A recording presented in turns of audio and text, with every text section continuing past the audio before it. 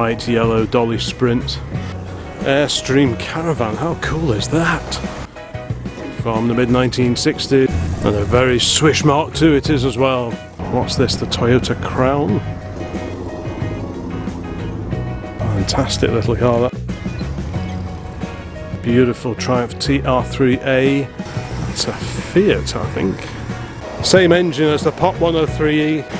Very super rare car, that one there. Ford Transit Mark 1 goes in for the overtake.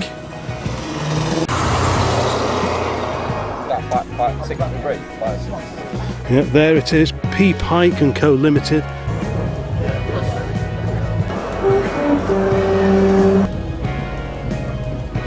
The Volvo 66 GL.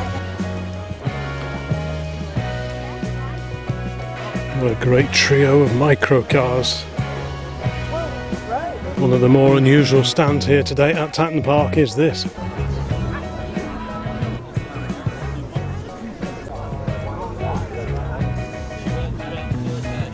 Is a bit of a sleeper, this. I Spy sports cars, price sixpence.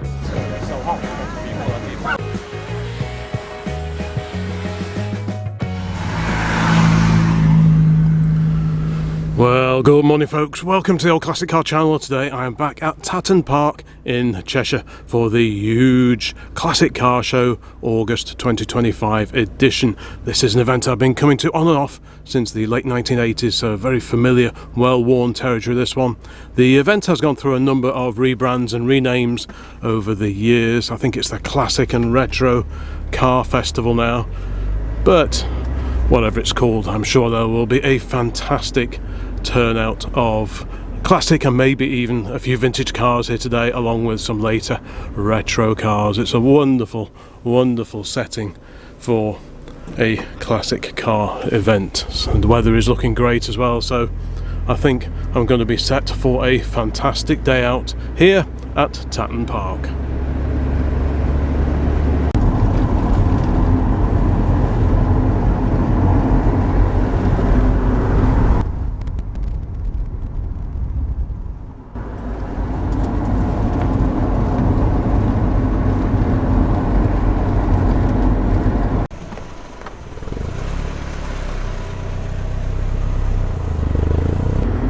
There's Tatton Hall itself, and I now join the queue of mainly exhibiting cars. I would have thought I'm not exhibiting here today, but I join the same queue to get in. Typically in the old days, back in the late 1980s and the 1990s, the second of the two annual classic car shows here at Tatton Park would tend to feature a lot of the older cars. Used to get quite a lot of pre-war cars here, especially at the later meeting in the year. Not so much nowadays, and it'll be interesting to see how this classic and retro car festival is different to previous classic car shows I've been to here at Tatton Park. Maybe not much will change. I suspect that'll probably be the case, but we also just have to wait and see. We are following in the tyre treads of a lovely 1967 Jaguar E-Type Roadster. So that'll be a Series 1.5 with a 4.2 litre straight six in it. And in front of that, an Austin Ambassador of the early 1980s. So we'll just amble along here, pull off and park in a public car park, and then I think I'll go and have a look and watch some of the classic cars as they arrive here today at Tatton Park.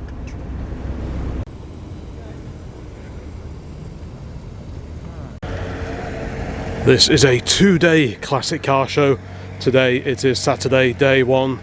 There's the Alada that passed me on the way in here to Tatton Park. Don't see too many of those Lada Revas around now. The Rover 75 Estate behind that, Ford Escort Cosworth, and an RS 1800 version of the Escort Mark II, Jaguar, and what I assume is a recreation of the fantastic Lancia Stratos, a car dreamt up very much in mind of competing in World Rally Championship events. These were incredible cars, V6 power, pretty cool to see that one here today. There is the Austin Ambassador that I was following in, so Van den Plas version, and now a front view of that 67 E-Type.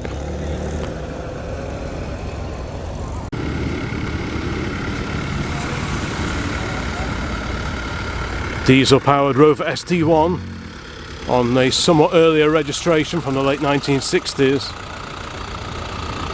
Volvo 360 GLS. All sorts of cars pouring in here to Tatton Park today, so I think for now I'm going to prioritise cars as they arrive, and then later on I'll have a wander around the cars as they are parked up. This is a rare Tickford modified Ford Capri of the 1980s. I well remember those. A neighbour had one of those brand new in about 1986. Similarly aged 2.8i behind that.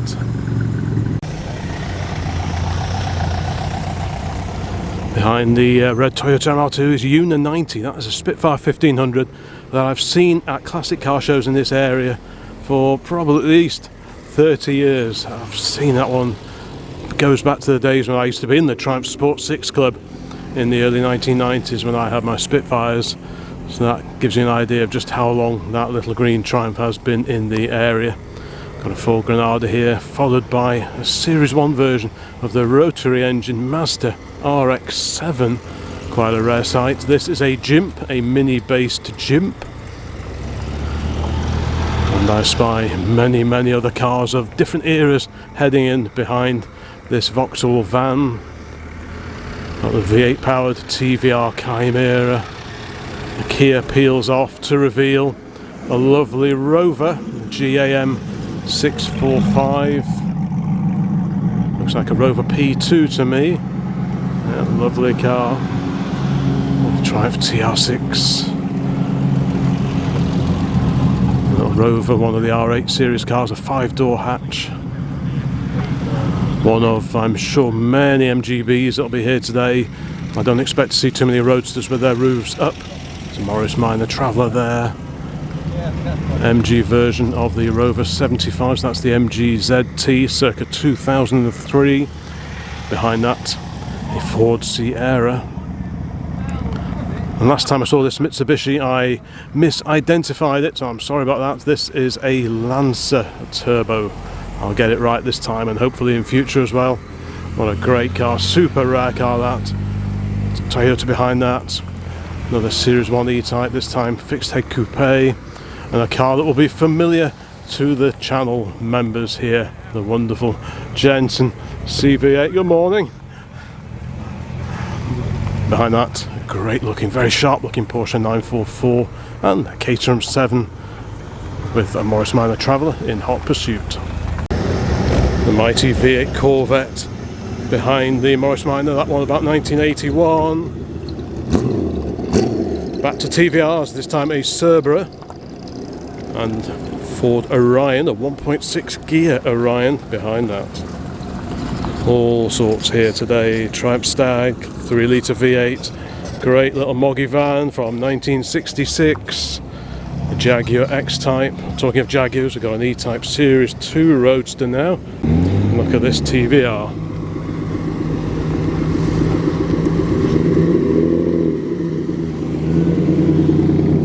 Completing the set, we now have a Series 3 Jaguar E-Type in Roadster form. Fairly late example of the MX-5. Slightly earlier MX-5, that's a Mark III, I believe. I'm here in the Mark 1 today, and talking of Mark 1s, here we have a Mark 1 indeed. Lovely car, the Glen Eagles Limited Edition, Audi RS6 wagon there. Lovely late 50s Ford pickup truck.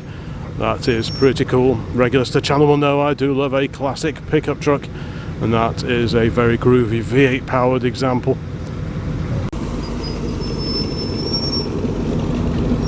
Behind the pickup, an immaculate Triumph 2500S, one of the Mark II versions of Triumph's big saloon.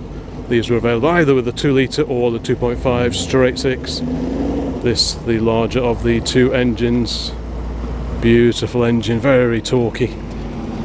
Look at this magnificent Humber, the Humber Super Snipe. That's from 1966, and a little Fiat Panda in its wheel tracks. There's a Volvo, either a 440 or 460, I can never remember which. Let's have a look. That's a 460, the Vauxhall Carlton Estate. And a pair of Triumph Dolomites next. Bright yellow Dolly Sprint, a 16 valve Dolly Sprint, and behind it, bright orange example of the same car.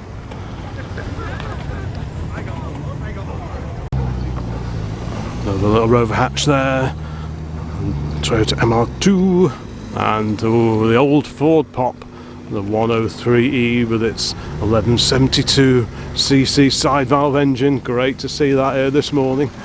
I do like an old Ford Pop. Behind that we move to the 1970s and the fairly late example of the BMW 02 series, the 2002. Then we've got a federal or US spec Mercedes-Benz SL with the big bumpers and the extra light, the circular lights. Look at that, very nice. A little Triumph there, beautiful car. The Audi Quattro, electric fan whirring away, 5-cylinder engine in that one. Same for the Audi behind it. There's already a fair old queue, and look at this, what a great combination this is. Chevy truck of the early 1950s with Airstream caravan. What a fantastic rig, and look at the caravan on the back.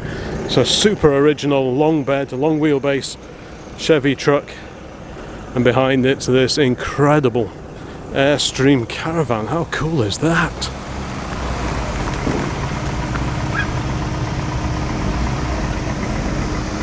A beautiful pre-war car. I think it's a Singer, but I could be wrong.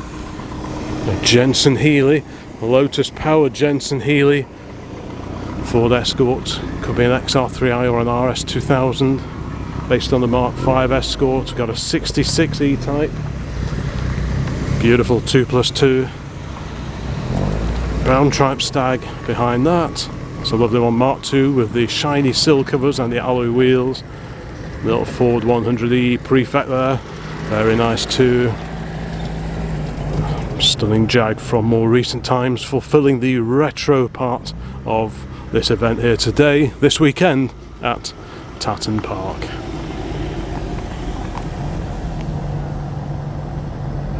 More classic side valve Ford action. Lovely early short rad for Model Y. Another Ford Pop behind that. Mark III MX-5. Little Wolseley 1500, one of the earlier cars. Great car. Souped up car based on a Ford Anglia E04A. Stately, wonderful looking Rover P4 behind that, whispers its way in. Oh, 129 series Mercedes-Benz SL, circa 1971 MGB GT.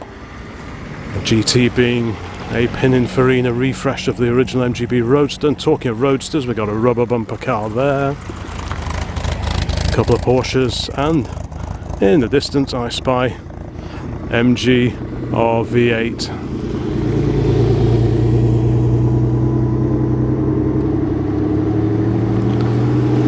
Staying with MG, there's an MGF behind that. Another Porsche. And behind that, one of several replicas of Italian cars, basically replica Ferrari and so on. This one based on a Jaguar XK8. There's a super little Hillman Super Minx from the mid-1960s. Great to see that. With a replica AA box on the back, on the trailer. Hope to see that later. And a little Moggy Traveller there, this one in white.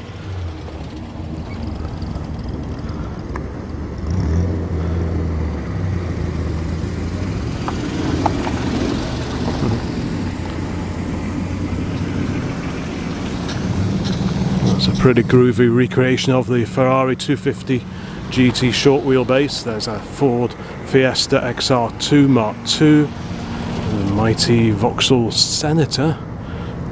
That's a smart one. The CD, the top of the tree. Yep, the 3-litre I. More MX-5 action now.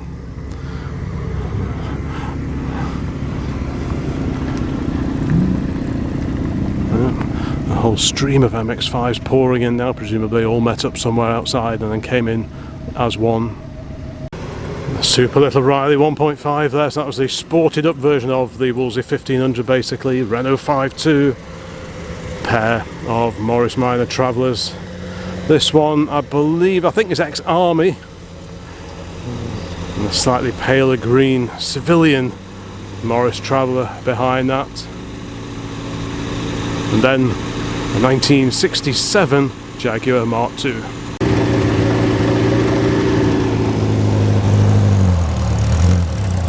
And a very swish Mark II it is as well. Chrome wires and that lovely dark green paintwork glistening in the sunshine this morning. I'm not quite sure what time it is, probably about 9 o'clock. So there's going to be cars arriving for quite some time. Behind that, a car I'm very familiar with. Dad ran a couple of Series 3 XJs back in the olden days. Firstly an XJ6 and then an XJ12 HE in a very similar colour to that one actually. There's a Mark 1 Austin Mini behind that and a great set of 10-inch Mini Light wheels. That looks perfect. And going off the polished window surrounds, the door window surrounds, we're looking at an Austin Mini Cooper. Great stuff. Behind that, MGTF. Well, it's badged up just as Austin 7 as the early Minis were. Stunning Rolls-Royce Corniche there, the Mulliner Park Ward two-door car. Yeah, that's one swish looking motor car. White TR6 there. An incredible Ford Control Land Rover, the 101 series of Land Rover, ex-military that one. The crew inside dressed up in suitable, very appropriate military garb. And talking of military vehicles, coming into view behind the Caterham 7 is a pretty incredible ex-World War II Dodge.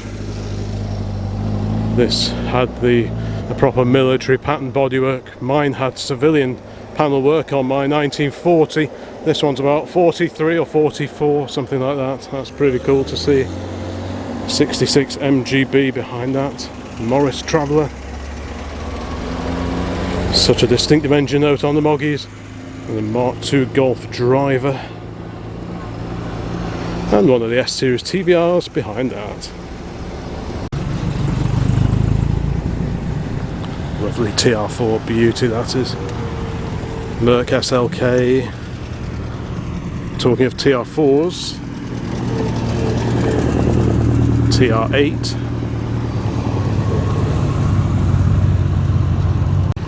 And look at this incredible Simca. Wowzers, that is fantastic. A pickup truck based on the little Simca. That's quite a late one, 1984. Yeah. Fantastic. Morris Minor MM Tourer, Chevrolet Corvette Stingray, its big V8 burbling away. Back to 4 cylinders, and we have a 4-door Austin Allegro LE, glorious 64 Aston Martin DB5. I remember having a chat to the owner of that one at one of the Woodford meetings at Avro Heritage just a few years ago. Stunning Aston that the owners owned for probably the best part of 50 or so years, if I remember right. Next up, classic Fiesta here. I think it's a Mark III Ford Fiesta. And a wonderful bright yellow MGB Roadster behind that. And behind that, a lovely Austin A60 Cambridge, the 1622cc Austin Cambridge.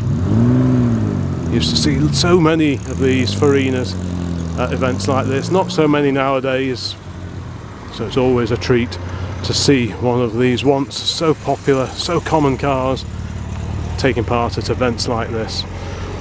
What a beauty that is.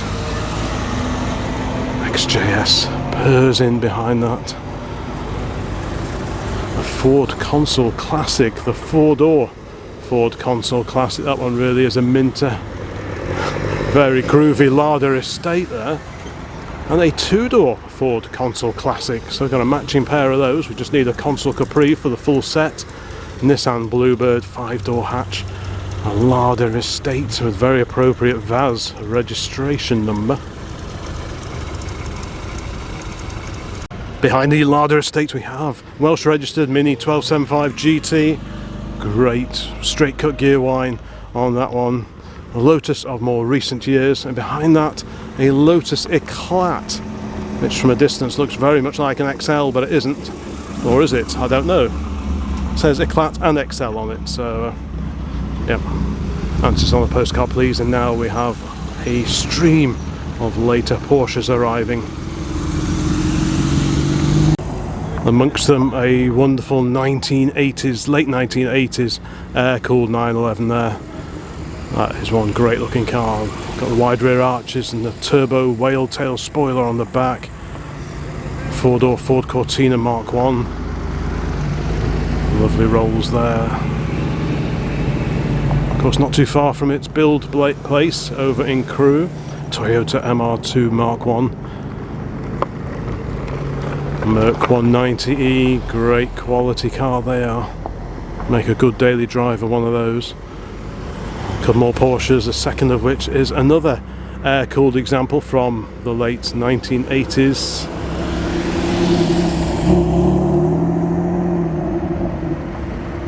Caterham 7 glistening in our favourite colour there. Got a Jaguar XJ40. That's the XJ40 era of XJ6. These two minis will be familiar to regulars on the channel. Little mini 95 van and the Mark III saloon behind that. Behind the ST we have Lotus Elan Plus 2. Always good to see those. I do like the styling of those. I love the original Elan as well, but I'm more likely, I think I'd fit in a Plus 2. TR7 Sprint, it's a rare one with the Dolly Sprint 16 valve engine in it. Following the Caterham 7 with the Mark III Mini, that's a beauty on a J plate, so about 1971-ish, something like that. This MG we see around from time to time, occasionally with a very unusual hardtop on it. Second XR2 Mark II of the morning, followed by a Staffordshire registered Mark I Ford Fiesta. That's a very bonny looking car indeed. 90 series Land Rover, 66 Morris Minor 1000. Always nice to see one of those. And a huge Toyota, what's this, the Toyota Crown? I think it probably is. Is it the Crown Super Saloon? It is indeed, the 2.8 and a little Peugeot 305 Estate. 66 Mustang, the cars are pouring in. Apologies if I get any of these identifications wrong, because as always I'm making this up on the fly. Behind the Merc Mustang of the mid 1990s. Little Austin Healey Sprite, so the Austin Healey badge version of the MG Midget. I'll make that two Austin Healey Sprites, that one with side screens rather than wind up windows. Porsche, then we have an aluminium bodied XJ. Is that the X358? I don't think it's the original X350, the aluminium bodied car like Dad's got. I think that's the 358 with the extra grills under the front bumper. An XJ series Jeep Cherokee and a Jaguar S-Type of more modern times. Well, I say modern, about 2007. Retro styling with the Nissan Figaro based on the contemporary Nissan Micra. I think they were all auto boxes. MR2 there in black. This E36 compact looks like it gets used for a bit of club rallying. Look at this, Talbot era Hillman Avenger. That's a rare sight. 84 Porsche, very tasty. Slightly modified Astra. Triumph Stag.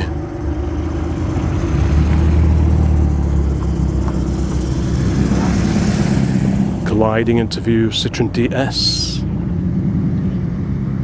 Great looking car. As I said before, I'll have a wander around and hopefully take a closer look at some of these cars once the arrivals have completed.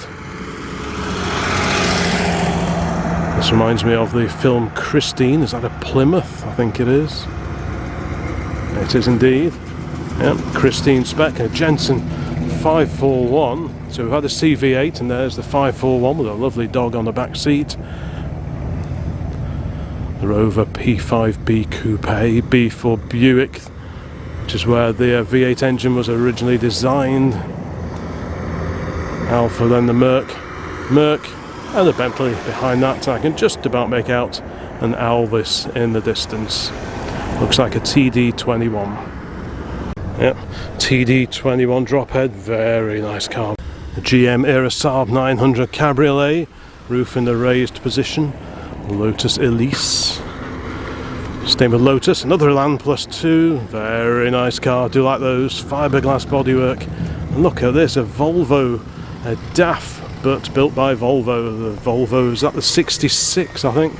That is pretty cool, yeah, the 66 GL. Fantastic Opel Manta, the i200 updated edition, the Irmscher i200. Ford Escort Mark II, 2000 Sport according to the livery on the side. I've not heard of one of those before.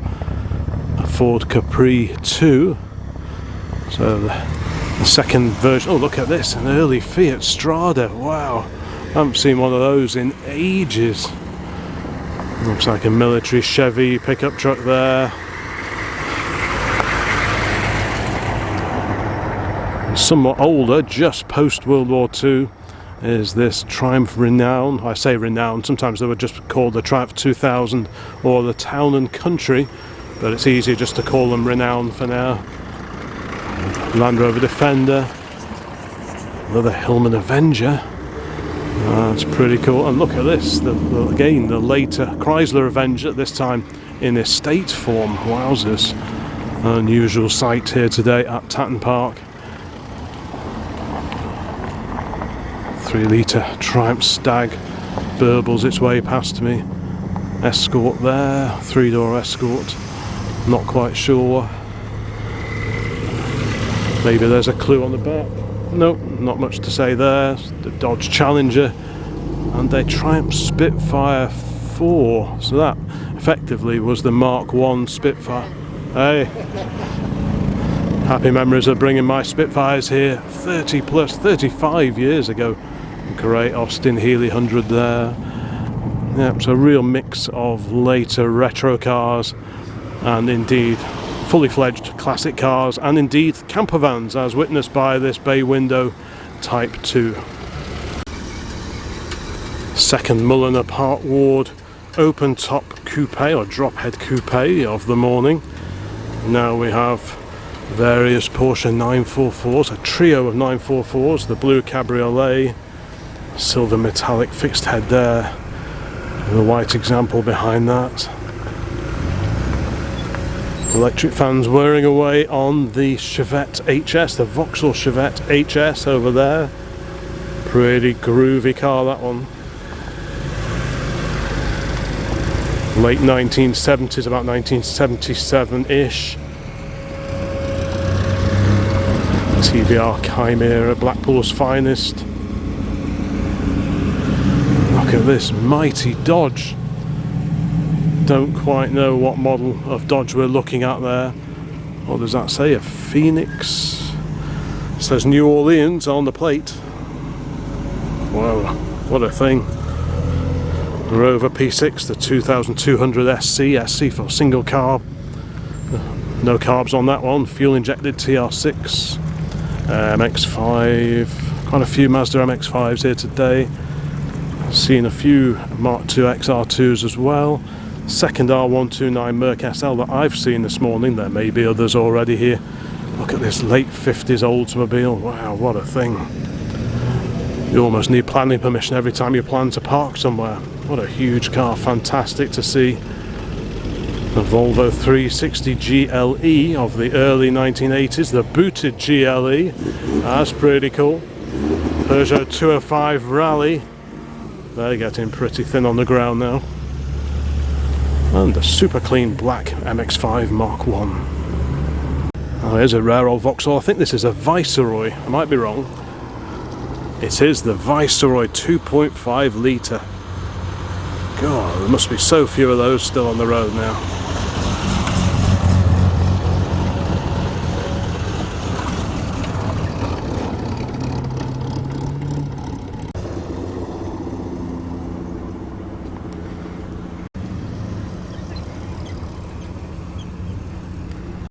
There was a Ford Cortina Lotus Mark II. Big Japanese wagon, not quite sure what I'm looking at there, so I won't even try. An A55 Cambridge Mark II, I used to run one of those. Introduced in 1959. Rubber bumper B there. A Fiat Cinquecento with Abarth badges on the rear sill. Look at this, what's this, a Daimler Ferret, I suspect, with some magnificent motorcycles on the trailer. Wow, a Lancia Trevi, by gum, rare scenes indeed. Classic Fiat is on a 132. It's a Fiat 2000 TC for twin cam. I can never remember which is a 132 and which is, that's a 131, the first one. I'm guessing this one probably is as well. That one's slightly earlier. Note the different tail lights compared to the later car in front of it. MGA Roadster follows in the Mark 1 Fiesta, just peeling off there. Hope it doesn't rain. Not much chance of that today though. And here, Ford Sierra. I think that's an XR 4x4 with a V6 engine and four-wheel drive, I think. A low-slung Skoda Favorit. Super clean Mark 1 Escort. I think that's a twin cam. Very understated looking car, and the slightly wider Steelies. Escort RS 2000, the Mark II Escort RS, and the rear engine Skoda Rapid. One of Yorkshire's finest now, the Jowett Jupiter. Fantastic little car that one, built up at Idle in Bradford. Oh, what a beauty. Honda Civic, pretty rare sight now, from the 1980s. Modern day Alpine. Tasty looking car, colour very similar to that used on the early A110s in the 1970s. Renault 5 GT Turbo. Beautiful Elvis, possibly a TC21, could be a TA. There's a Ford Sierra Estate. Aston, another Sierra over there. Audi, Bentley. Something for everyone here today, I think. Golf Cabrio, roof raised, at least for now. Ooh, look at this little Reliant kitten. A four-wheeled Reliant there of the late 1970s. Fiberglass body, built in Tamworth in Staffordshire. The BMW Z4. Another 5-cylinder Audi Quattro there. A two-tone Fiat X19. Little Triumph, I think it's a Toledo, isn't it, behind that. Jaguar XKR and a Ford Pop 103E. Quite a good turnout of side-valve Fords here today. Oh, it's a Dolomite. There we go. There's the XKR. XKR because it's a supercharged version of the V8 XK8. There's the very bonny little Ford Pop from the mid-1950s, but a design that dates way back to the 30s. Dodging some of the potholes is this low-slung TVR. MGF behind that. Somewhat modified Mark II MX-5 in green. And a very modified Mark I MX-5 behind that. I think we saw this one, I say we because I was with my youthful assistant on that particular evening at the Swettenham Arms evening meet. I'm pretty sure that one was there. And here's Ron in his E83W van. Hi Ron. Ron's been the registrar for the vans in the Ford Side-Valve Owners Club for many a year. TVR Chimera, Ford Orion,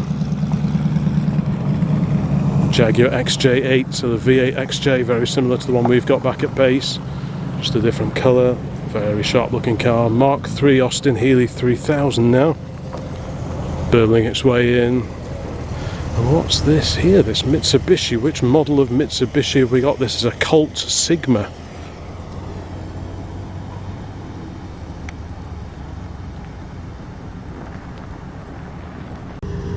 Reliant Scimitar SE5 or the 5A, powered by the V6 Ford engine. Next, heading into view, beautiful Triumph TR3A of the mid 1950s, and the TVR rather, Cerbera behind that. Quite a few MR2s here today, and indeed Caterham 7s, lots of retro cars. Ooh, another Triumph TR3A, very bonny little car. This one bright red, my wheels, etc. And just coming into view in the distance, another Ford Consul Classic. What a beauty that is, two-tone blue and white, very neat indeed. Lotus Elise built in Hethel over in Norfolk. Jag, which one's this? XF, one of the facelifted XFs I think, yeah. Diesel engine, Austin Healey, this 3000, slightly earlier than the one we just saw coming in a few minutes ago. Ford Escort RS Turbo, Series 1 I think RS Turbo. Ford Sierra Sapphire Cosworth, one of the four-wheel drives. I used to think that all the Sierra Sapphires were four-wheel drive, but I believe that's not the case, but I could be wrong. Got an E46 cab there, morning, and a bright yellow Porsche on its tail. A little bit more Ford Sierra Cosworth action. This a three-door car, and behind that a magnificent pre-war Alvis. Great to see pre-war cars turning out for this rebranded classic car show at Tatton Park. Early 70s VW Beetle, of course. What is that? That's the Leyland P76 from Australia.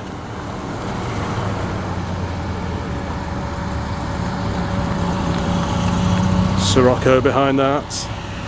Mark II XR2, this one in red, and a Mini Cooper. 66 big Healey, Capri 3-litre S, earlier Mark I Capri there, again 3-litre V6. Pair of Moggies, follow the Capris in.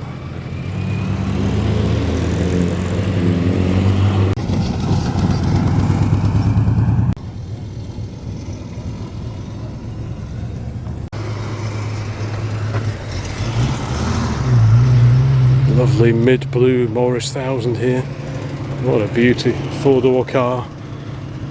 2.5 PI. Very similar shade of blue on this Morris Traveller.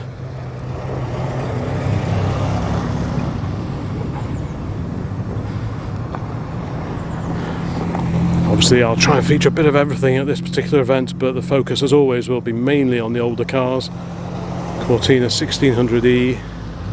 2.8i Capri, lots and lots of Capris here today. Great turnout if you're a fan of these racy looking coupes. More Mark III Mini action, very nice to see. 1985 Escort Cabriolet, I think it's a 1.6i. Triumph TR6. Sunbeam Rapier, so this was the sporting two-door coupe version of the Hillman Minx, super popular in rallying in the olden days in the 1950s. The Rolls-Royce Silver Spirit and the Mark I era Ford Ka. Definitely classic car potential, that one. Really neat little cars.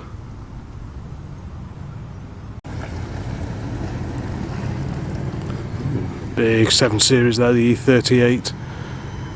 And what do we have here? That's a Fiat, I think. Yeah, Fiat 125. Definitely try and have a closer look at that one later. Slightly modified VW. Many appendages.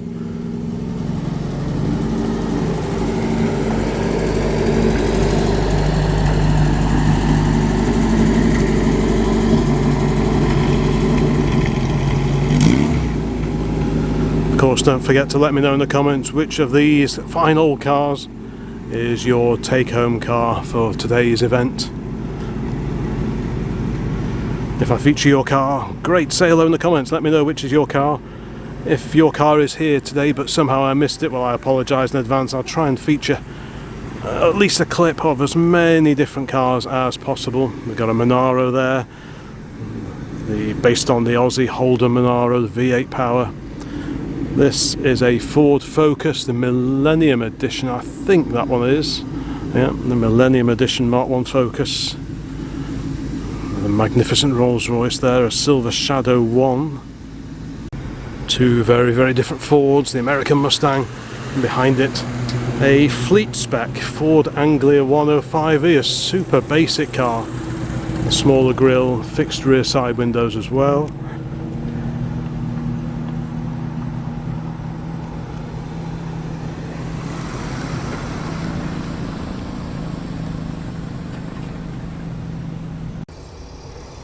Here is a rare sight from the 1950s, the Morris Oxford.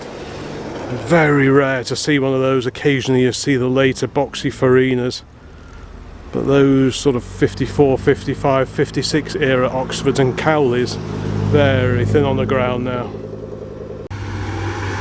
Second Vauxhall Chevette of the morning, followed by Vauxhall Viva. That's an HB series Vauxhall Viva. Ford Escort Mark IV, a 5-door hatch. One of the Austin Healey 100s, not quite sure which one. The 100M, that one. Not Vanden Plas 1300. The posh up-spec, upmarket version of the BMC ADO 16 design. These are great little cars with little picnic tables in the back.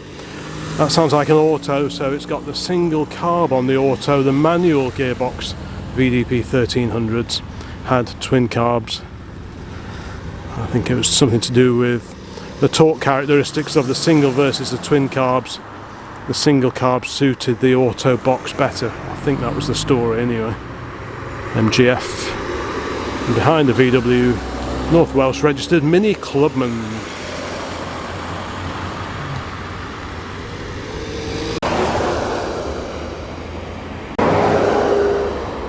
So I've found a little bit of shade now because it is warming up pretty rapidly here at Tatton. And here, ooh, look at this little camper based on the Mark 1 Ford Escort. Minis, SLK, replica of the AC Cobra. Also with V8 engine, the MGR V8 from the 1990s. So we've seen a number of Ford Pops, but this is the first E493A Prefect. Same engine as the Pop 103E, but a 4-door saloon as opposed to the 2-door. Nice Healey 3000 there. Hillman Imp. LED lamps. And this is a Falcon Caribbean. This is based on Ford Pop running gear and chassis, with a very racy fiberglass body. The gentleman who owns that has had it, I think, pretty much from new. Incredible car that is. I do like those Ford based specials. Got an XK8 here. What's this? Toyota? Yeah. Ooh, make that two super rare Toyotas. The second one with Toyo Glide, which was the Toyota's name for automatic transmission. With a Silver Shadow 1, Rover Metro, ooh, an Austin A30, great to see that one. Little 4-door Austin A30 with its 803cc engine. Mrs. OCC used to run a 2-door one of those as her daily, some years ago now, mind. Elvis TD21, that's a fixed head car, we saw the drop head before. The VW Synchros, that's the 4-wheel drive VW. Daimler V8 250, so the 2.5 litre V8 car. Based on the Jag Mark II, of course, but that was the Daimler. A little Mini there from 86. More post-war Elvis action here. Very swish indeed. Morgan.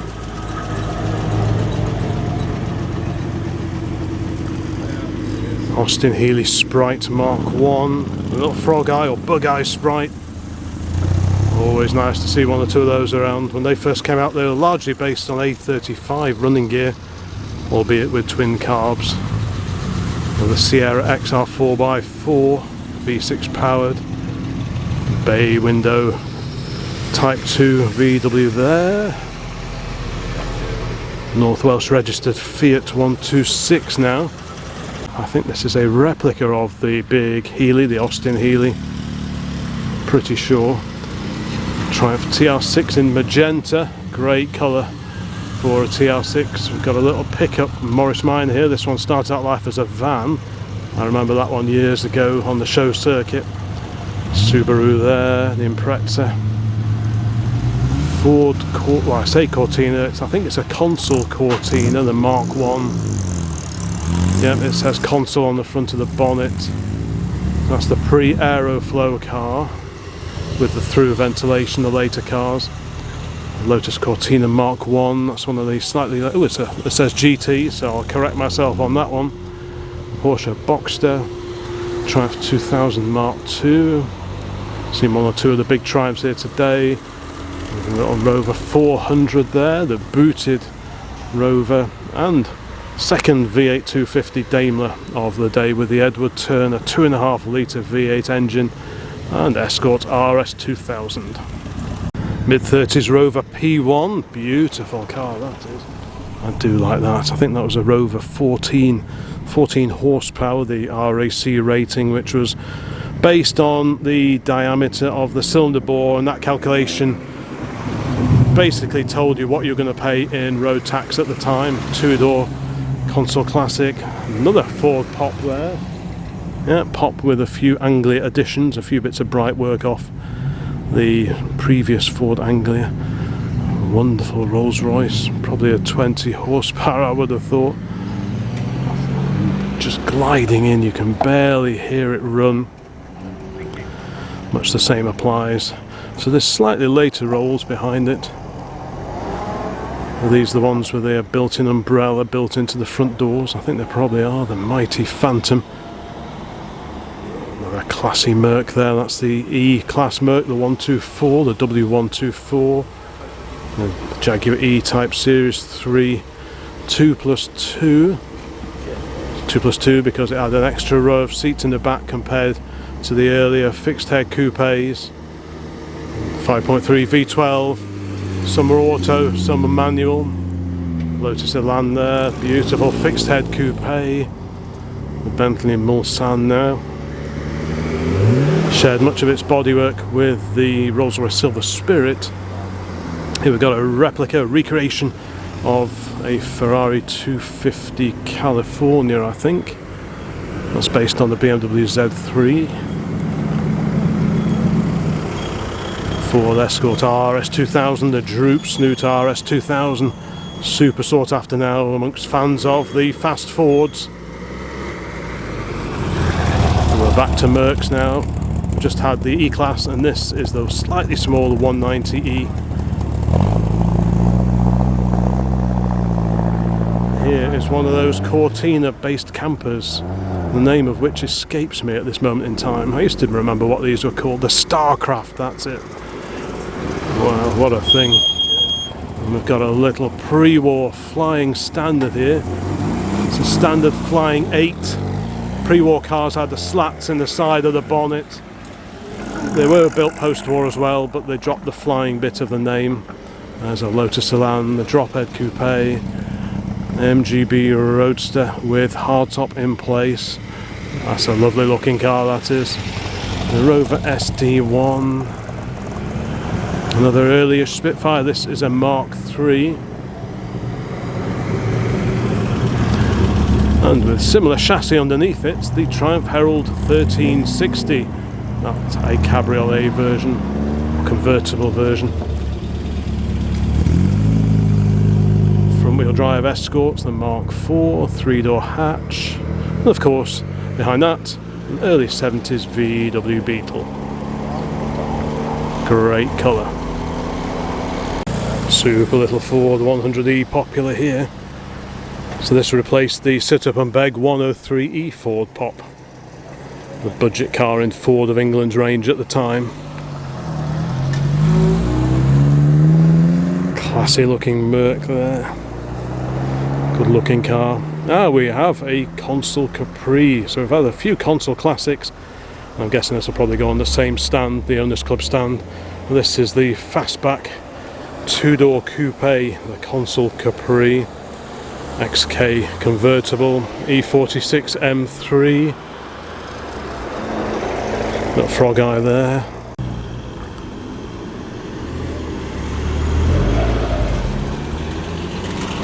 Already losing my voice. Porsche 924. Noble.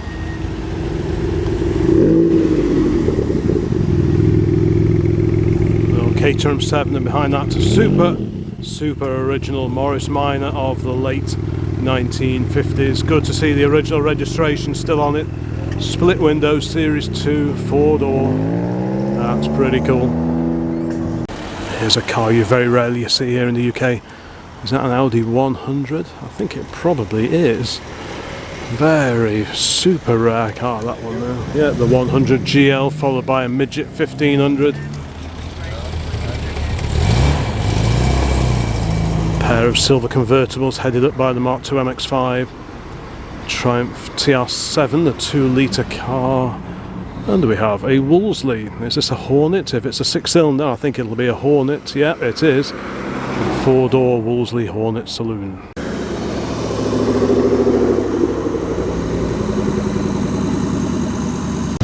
A replica of an old-timer van.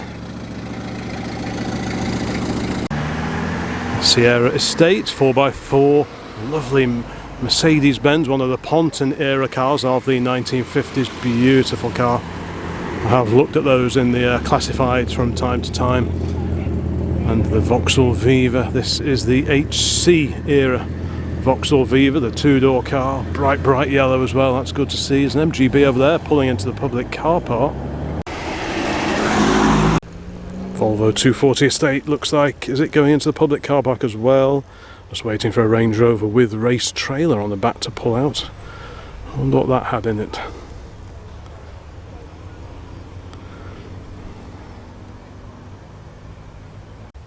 A little bit tight.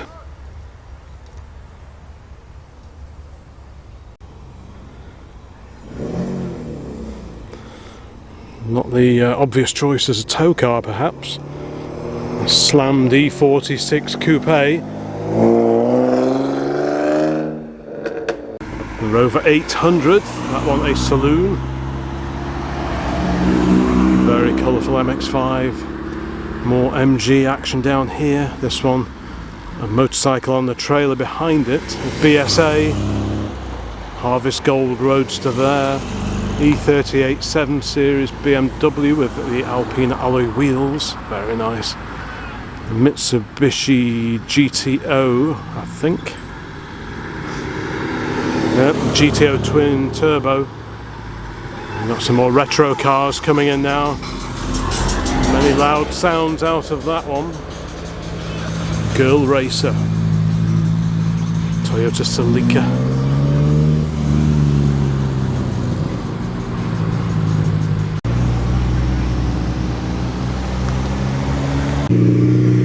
VW Corrado there. The Chrysler V8 purring away under the bonnet of the Interceptor. Got a Mark III Austin Healey there. R8 Rover. 420 GSI to be precise. Mark I Ford Capri. 1600 GT. Those modern Defenders are quite smart looking things. Be a while before we see them in a classic car show, hopefully though. XK, Silver Shadow 1, great early Austin Healey 100, beautiful car that is. Much later Vet, the Corvette, Mark II Ford Escort Gear, Mark I Escort RS 2000, the Mark II RS 2000. Another Skoda Favorit, pretty rare cars now, great colour as well. That one looks to be in immaculate condition. Saw one just like that at the Festival of the Unexceptional. Check out that video if you haven't seen it yet. There's an Overfinch modified Range Rover over there. Appears to be heading in.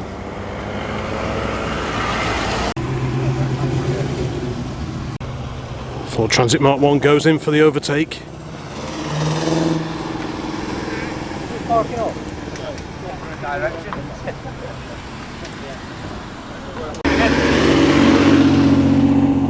There's the Vauxhall Firenze, the droop snoot. 20-year-old Ford Fusion heads into the public car park. Scimitar SE6 GTC, the open top Scimitar. Another Jaguar Evocation, lookalike of the Aston Martin, this one based on a BMW Z3. So fantastic turnout of the Austin Healey's here today of different years, slightly different models. Great to see them all here today. Very sharp looking E39 5 Series Beamer, the 540i, so the 4-litre V8. Not all is as it looks with this Mini. It's a Mini body on, I think, Suzuki Grand Vitara V6 running gear. We used to have a V6 Grand Vitara. Reliant Scimitar SE4 Coupe, late 67 or early 68, that one, beautiful car. Volvo load lugger behind that. Public parking area really filling up now.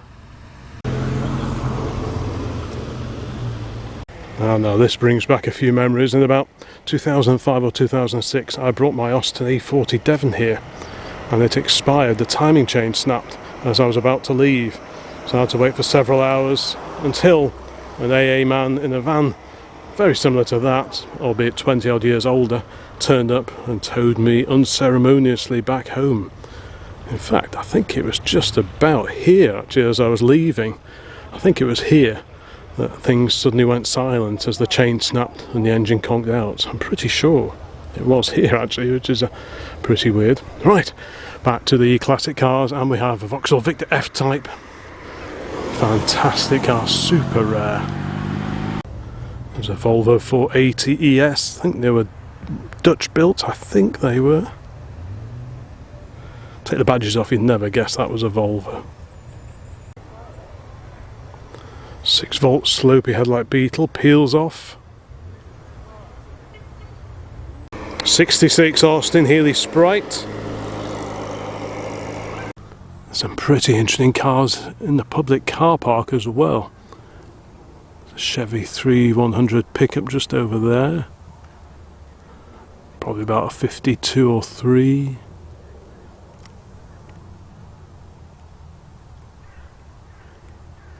Certainly quietening off a bit now here.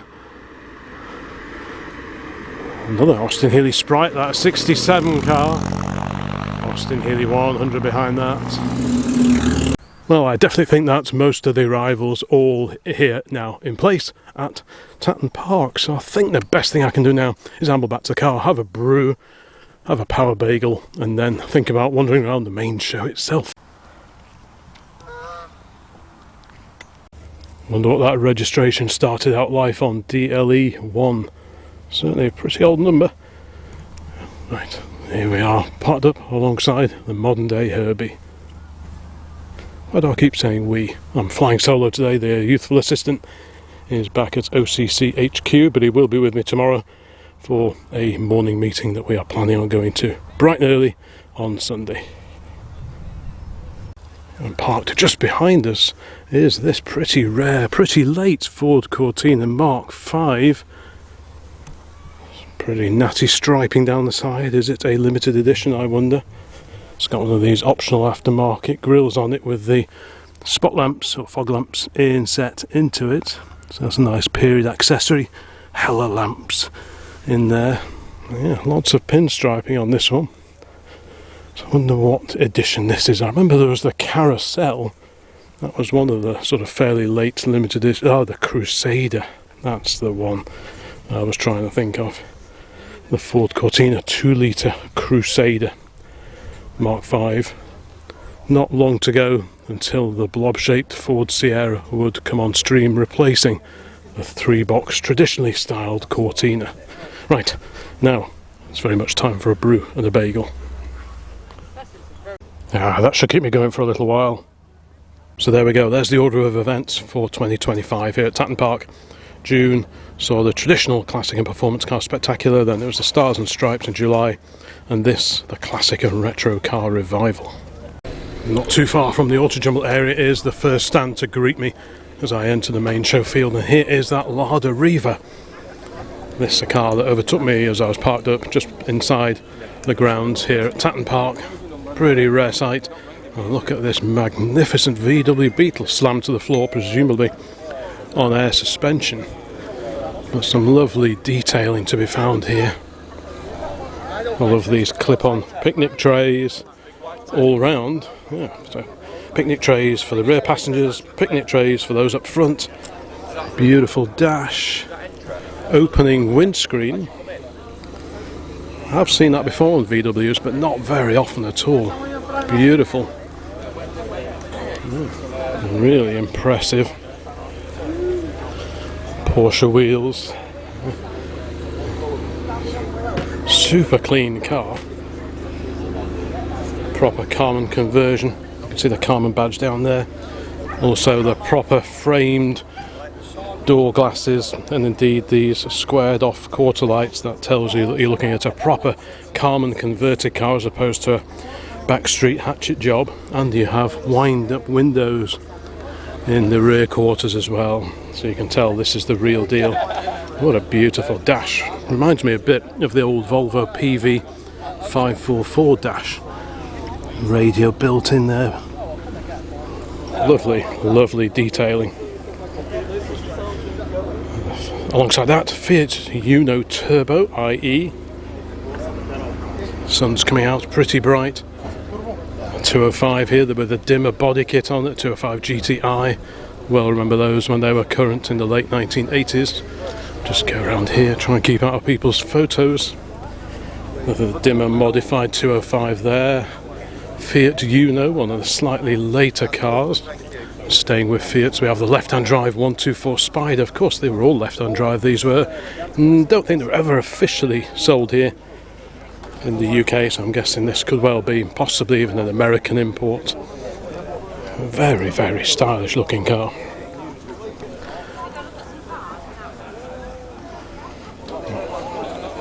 Lovely shape, Pininfarina bodywork, 2-litre engine. Yeah.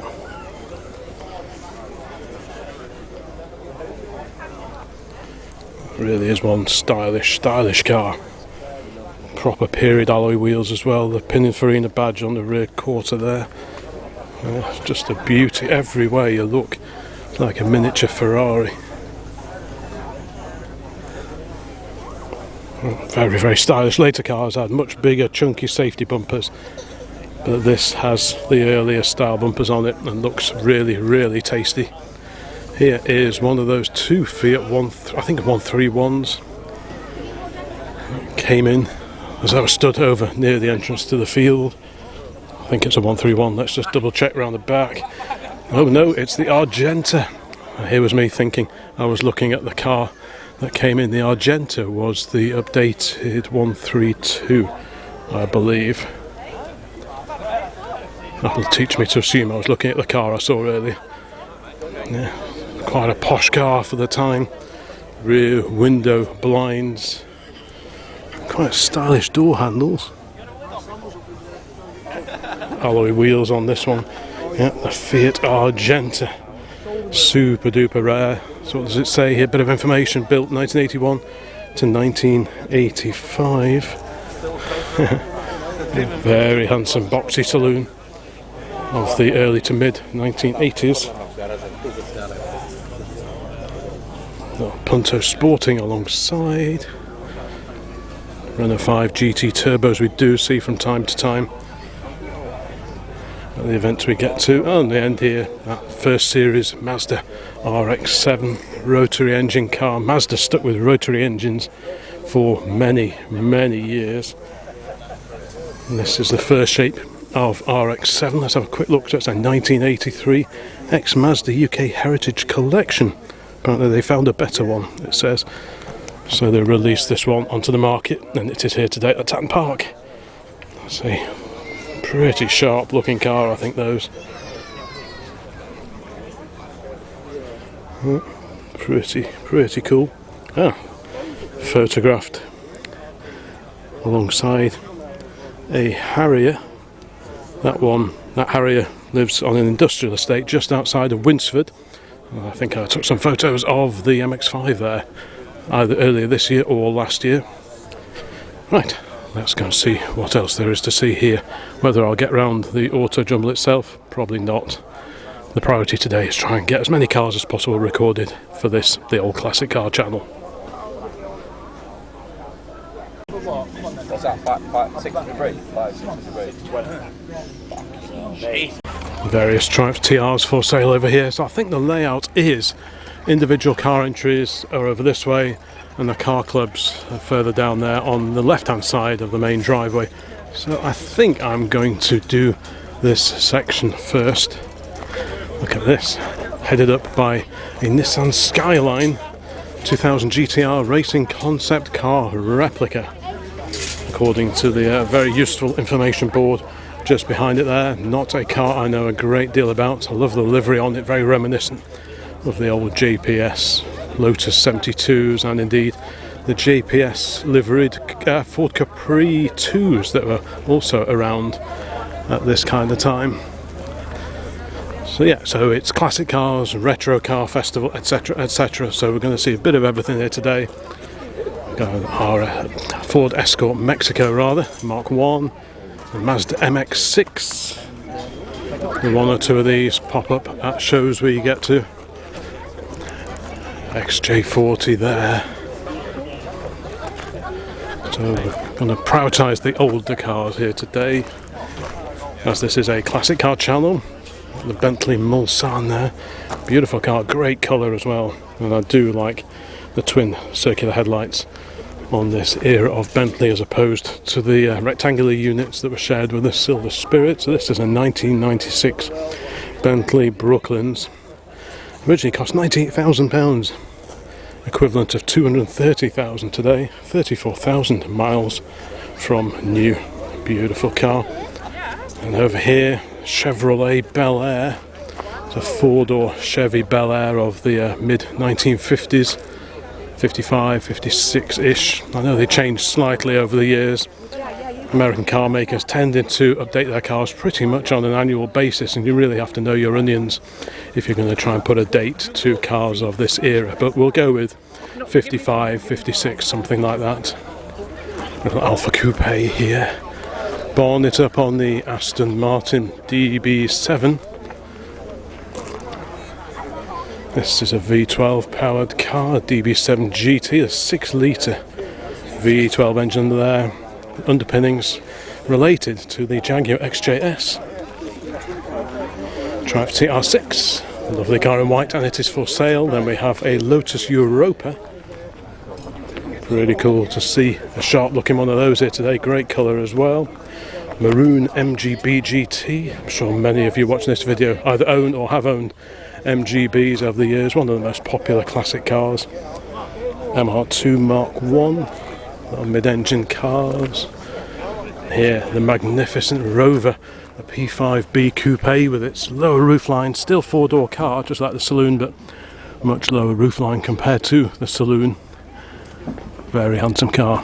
An evolution of the original Rover P5, the 3 litre 6-cylinder car, but this has the 3.5 litre V8 engine.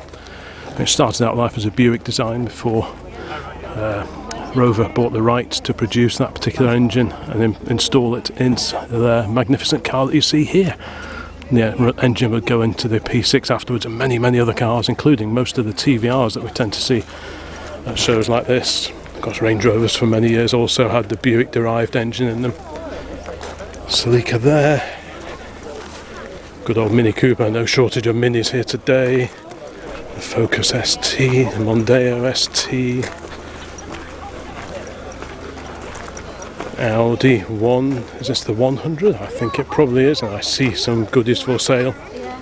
Something always to look out for whenever you come to an old car event is people selling off bits and bobs that they've found in their garage which are now surplus to requirement. This one's up for sale, 4.5 grand. Drives like a modern car, it says. All very aerodynamics, so all very flush fitting. Screens, side windows, all that kind of thing. So what have we got down here? Bits and bobs, random hubcaps. Oof. What have we got here? All sorts of goodies. Go on, let's have a one. Bentley coming in.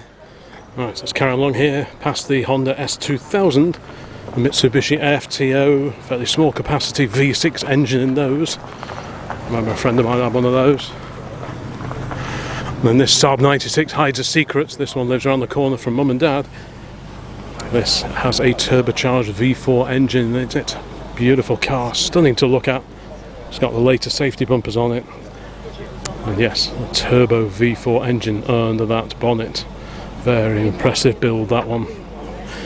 If I see the bonnet up later, I'll get a clip of that because it's very, very impressive indeed. And this Metro looks like it's lived a life. There was one a bit like this, the Metro Plus. I remember there was a proposal to do a coupe version of the Metro. I'm not sure if this is it. No, there was a car very similar to this in the auction at Manor Park just a month or two back. I did a video of that one. A very, very modified P6. I have seen this one before, but not for a while. Incredible number of body modifications. Really, the doors bulge out way more than the P6 did originally.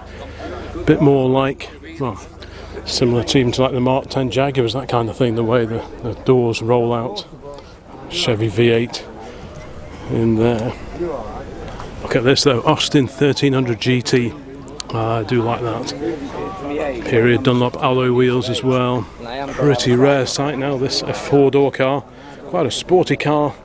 Pretty much similar spec running gear to the Cooper S, but with lots more room inside. Still a great steer, also designed by Alec Isagonis.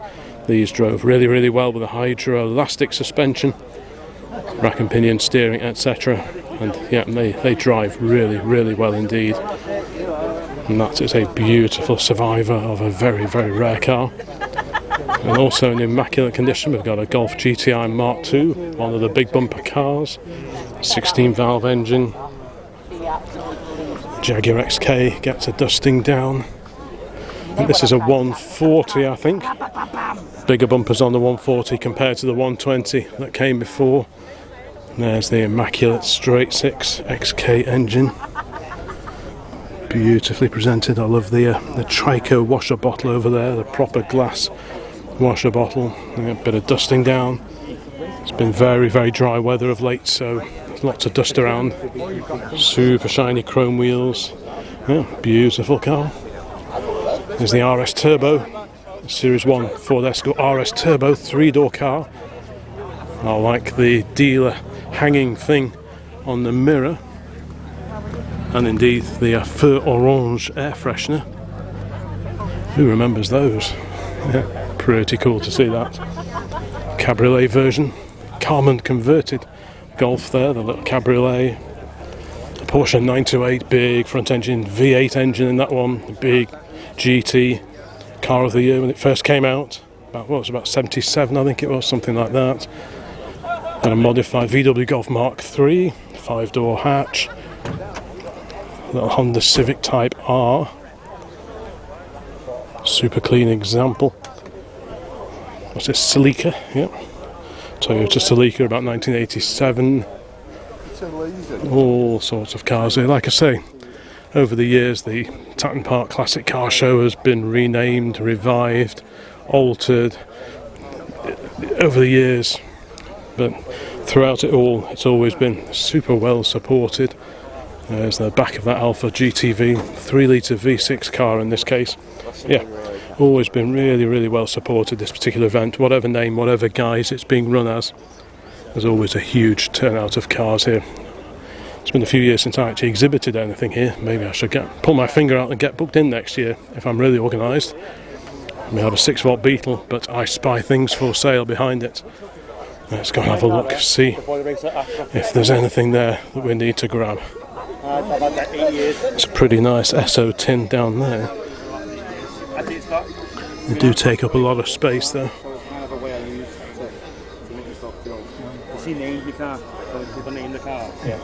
Old toolboxes, just £5, pound box. I'm going to have a look in there, I think. A radiot lamp. The lens is cracked on it. Has it got a cracked lens, is it? Right, yeah. Someone will have one somewhere, won't they? Well, exactly that, yeah.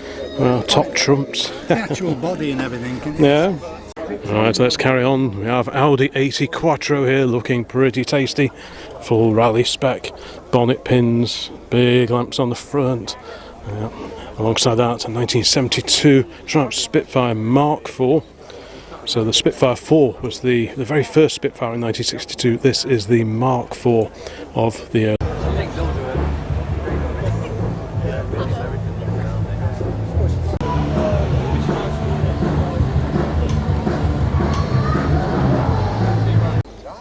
Rightio, now back to fiberglass bodied cars. This, the Jensen 541. Incredible looking car. Proper GT of the late 1950s. BMC power in these. Big straight six lump in that.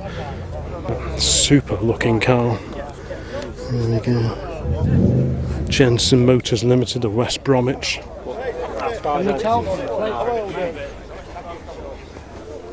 Wild looking car, there's no mistaking that for anything else really. I'd definitely like to own one of those one day. Interesting how the spare wheel is tucked under the back here behind the back bumper. Yeah, what a great looking thing. Of course the CV8 that came after, we saw that maroon one coming in earlier today. That'll be, I think they were parking over on the Jensen Owners Club stand, so I'll make sure I try and capture that one before I go later. But yeah, both cars were fiberglass bodied. The Interceptor was steel bodied, which is why they rotted away so badly. But these, steel chassis and possibly steel floors, but the main body, fiberglass, glass reinforced plastic. Super looking thing. Proper Wasso locking filler cap on this one. Beautiful looking car. There's that Sard 900 roof down now. Here's the Spitfire, the Triumph Spitfire 4, the Mark 1 Spitfire. Good to see that. 1147cc, very similar engine to that of the Herald 1200, although these had the twin carbs on them. Bit wayward sometimes with that swing axle rear suspension. Peugeot 205 Rally. That looks like it means business. Pair of pretty hefty carbs bolted on to that transverse engine. Great colour as well. Audi TT, like the shape of those. Now, what is this? I saw this driving in before, but I'm not too well up on my Japanese domestic market cars or special imports. So this is a Toyota Crown Estate, the Athlete Edition. Yep, so a special import job. Don't think these were ever sold here in the UK. Interesting little marker lamps on top of the front wings. Yep. I've never seen one of those before, but I have seen one of these before. Like I said earlier on, we used to have a 59A55 Cambridge just like this one. Same colour in fact, although ours didn't have nice wide steel wheels on it, unlike this example here. So these started out with a 1489 B series engine. The A60 Cambridge had a slightly larger version, a 1622, but this is a smidge under 1500cc. These were only built from 59 through to 61, the big fin cars. The fins on the A60 were slightly smaller. Pretty cool car though. And like I say, slightly narrower rear track on these, different dash. But under the skin, very, very similar, all these Farinas, the Morris Oxfords and so on. Pretty cool car, great shine on that one. Not too many good ones of those left now. Yeah. Happy memories of driving around in one of those. In fact, I've got a new old stock grill for one of those in the shed at home. I must try and find a home for that. On the end of the row here, rubber GT with the alloy wheels from one of the later limited edition MGBs. Okay, next row, headed by Ginetta, very low, very swoopy Ginetta. Alongside that, big blue metallic 7 Series BM, the E38 era of 7 Series. Porsche, and here's that Mark 1 Ford Ka, super little car. Rust is claiming a lot of these now, but in terms of future classics, these have got to be a dead cert. They do go a little bit rusty, especially down here under the sills and around the fuel filler cap. So those are the places to look on these. But yeah, really cool little car. Sadly, Ford don't make anything like that anymore. This is the Sunbeam Rapier, like I say, very popular in rallying in the 1950s. Pat Moss, Sterling Moss's sister, rallied one of these, I believe. But this was like the souped up Hillman Minx in many respects. Still a 4-seater, but a 2-door coupe. All the bells and whistles, the wood dash, lots and lots of gauges and switches. This one with a period radio in it as well. Very stylish car with the little fins. Several different versions of these Rapiers were built over the years, different grills and so on, but the basic shape stayed the same for many a year. This was based on the what was called the Audax era, AUDAX, I think, of Hillman Minx.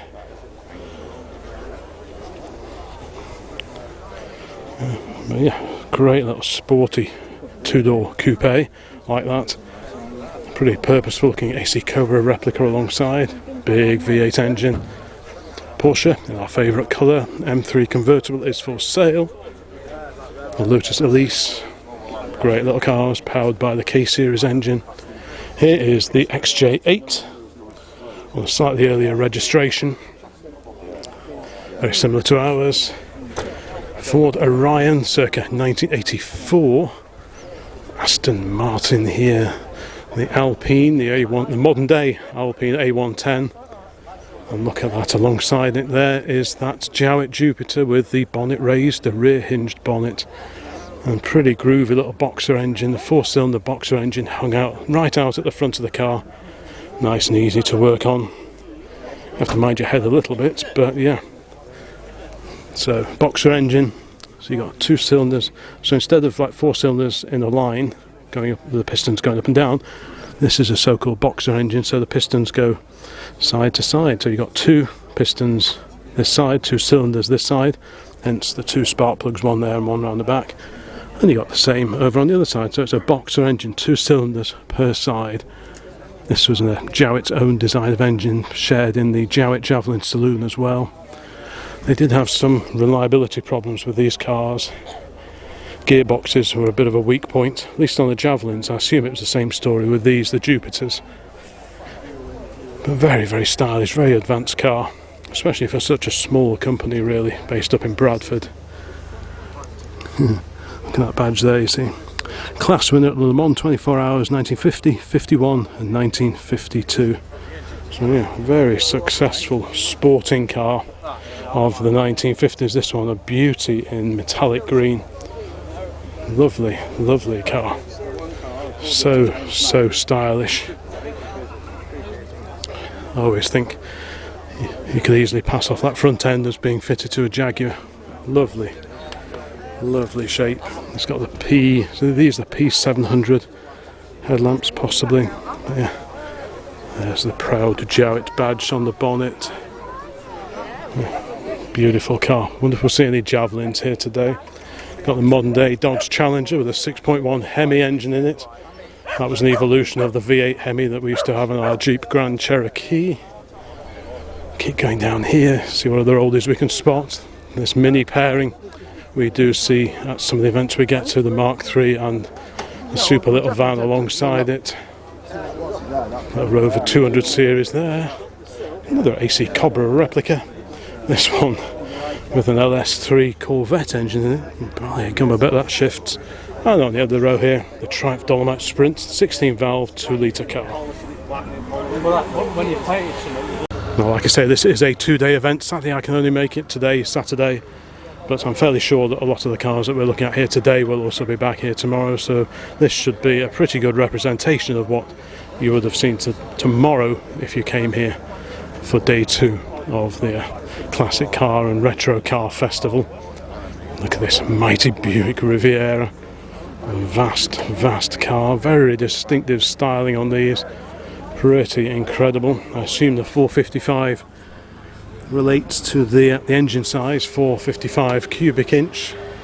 It's got a 69 handbook on top of the dash, original GM lap belts. It's in great condition, this one. Riviera badging there. What a bonkers looking car that is.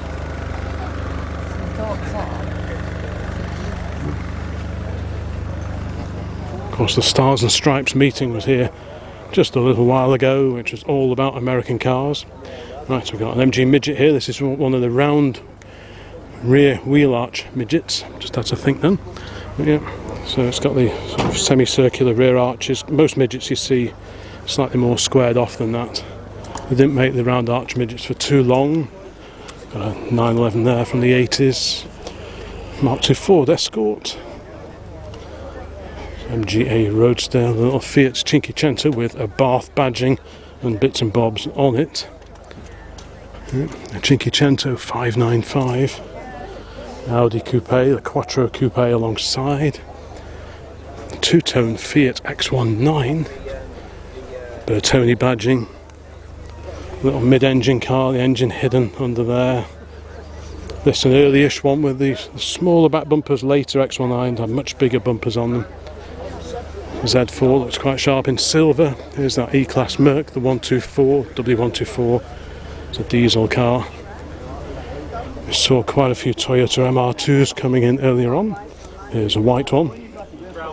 Austin Healey, it's a 3000. One of the fairly early Austin Healey 3000s before they introduced such mod cons as wind-up door windows. No such fripperies in this one. Isn't that wonderful? Look at that super stylish cam cover there, or rocker cover rather. Yeah, beautiful polished aluminium casting. 2 huge carbs just about fit in. Isn't that a beautiful engine bay? What a great sight. The big 3-litre Austin BMC engine. RS Turbo, another one. Super clean little Mini here on an M registration. Twin SU carbs fitted to that Transverse A-Series engine. Quite a novel engine installation with a gearbox underneath the engine itself, which is what allowed BMC to create such a compact car with decent seating for 4 people within a car of such a short wheelbase. Wheels on all 4 corners, again to maximise the interior space. So a very novel car, and produced for a very long time, 1959 through to about 2000, I think. This Mark I Focus, I'm pretty sure this is the Millennium Edition. Lots and lots of yellow accessories with it, including a Turbo Power 2 vacuum cleaner in matching shade of yellow. Ford Mustang here, quite a late one. This is an 03 SVT Cobra edition. More Mustang action here, and what was marketed really as the British equivalent of the Mustang, the Ford Capri, here in Mark I guise, about 1971. This has got a 3-litre V6 engine. Still plenty of room for it, despite being a fairly wide unit compared to an inline 4. Loads and loads of space around it to work on. And this one in great condition, and our favourite colour as well. And on the end of the row, the posh version of the Ford Escort Mark II. A few mods under here as well, namely the Z-Tech engine. Ooh, Cavalier convertible, Mark II Cortina, MR2, and here is that great Ford V8 pickup truck with a Honda motorcycle in the back, and the Ford F100. So V8 power. F-Type Vauxhall Victor alongside that. I do like these. It's pretty cool. Introduced in the late 1950s. Production, I think, continued into the early 1960s. This one's got a 58 tax disc in the window. I think this is one of the earlier cars pre-facelift. Hey? And a quick peek inside the F100. And there's that Super Honda in the back of the immaculate Ford F100. That's quite the thing with those dropped handlebars. Very impressive indeed. Right, let's carry on over here. Back to the individual display entries, headed up by this pristine Skoda Favorit of the early 1990s. Daimler V8 250. Oh, it's up for sale. It's a 1969. 13.5. All the details there. If you wish to add a Daimler 2.5 to your collection, here is that lovely pre-war standard Flying 8. Like I say, pre-war cars with Flying 8s. Is it an 8? Oh, it's a 9. I tell a lie, and we can tell that because of the little rubber bung here over the starter handle hole. Very similar to the Flying 8. This is a Flying 9. Right, very similar, just a slightly larger engine. The pre-war cars, the Flying 9s, have these grills set into the side of the bonnet.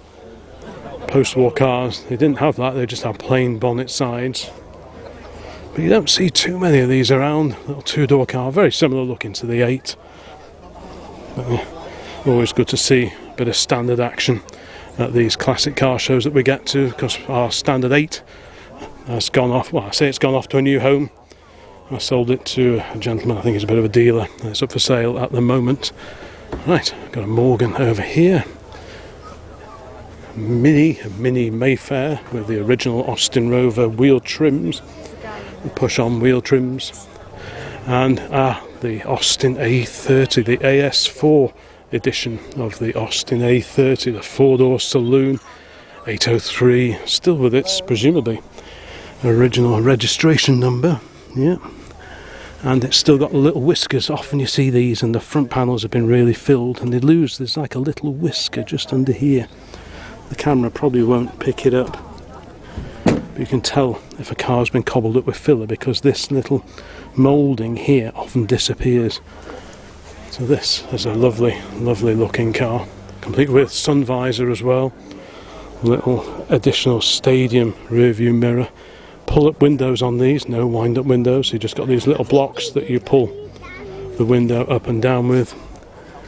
But yeah, happy memories of driving around in one of these, and I can just about see over, I'm going to have a look at that. It's got a supplying dealer plaque for Pike and Son of Exeter, and Pikes of Exeter supplied our Austin A40 Farina, the Mark 1 that we've got in the garage, which has been in the family from new. So this came from the same garage.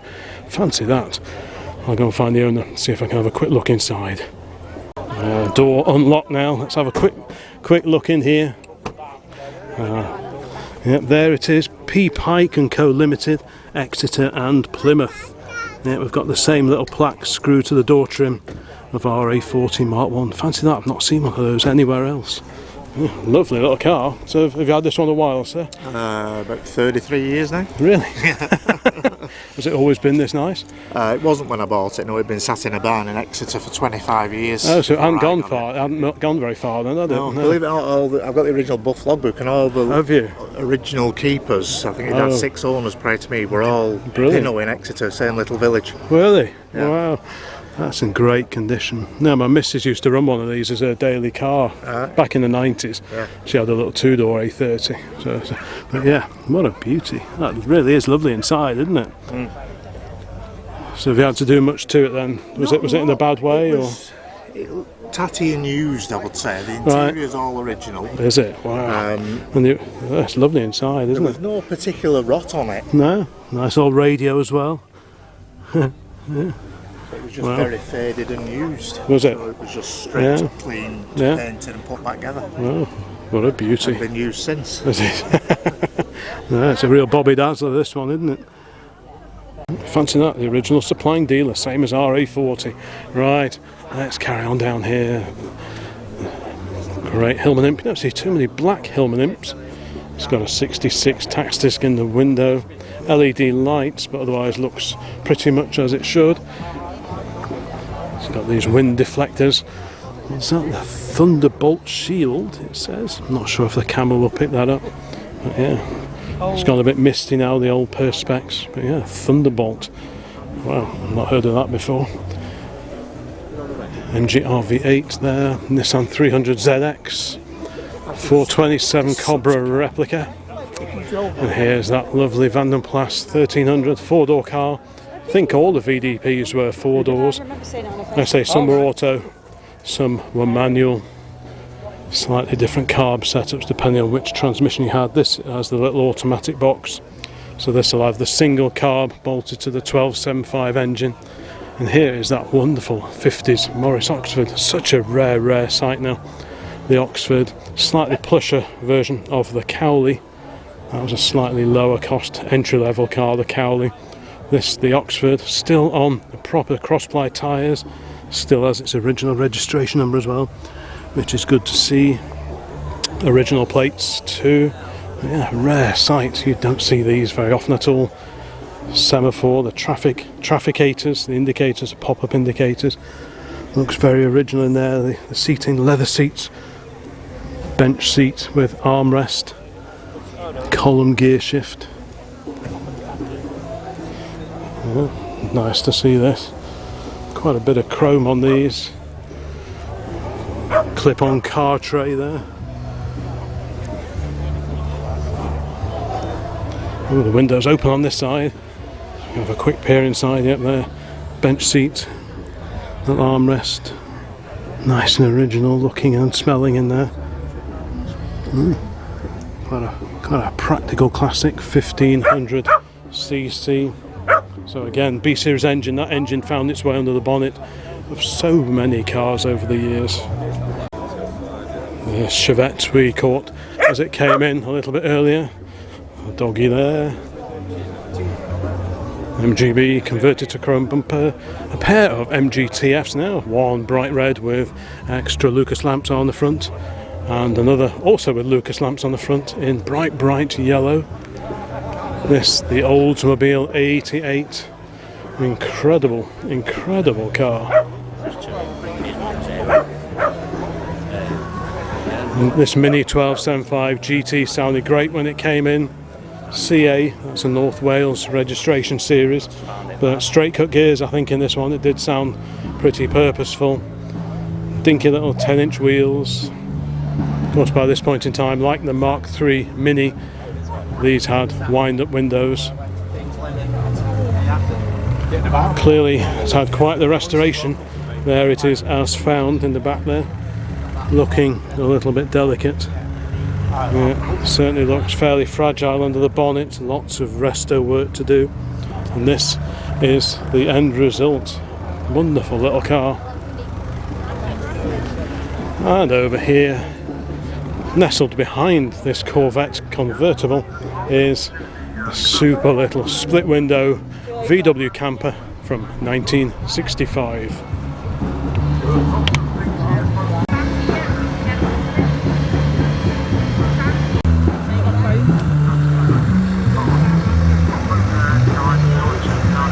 Still lots to see in this individual entries area. There's the mighty four-wheel drive VW Synchro, a little frog eye sprite alongside that, the bay window, pop-up roof now in the elevated position. Left-hand drive Fiat 126. So this was the replacement for the Fiat 500.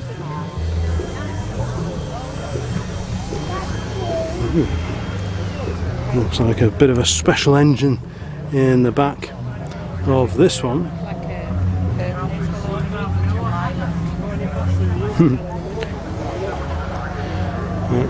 There's a TR6, very distinctive magenta colour scheme. This one-off Morris pickup started out life as a van originally. Well, remember that at various events that we used to get to. A Rover 420.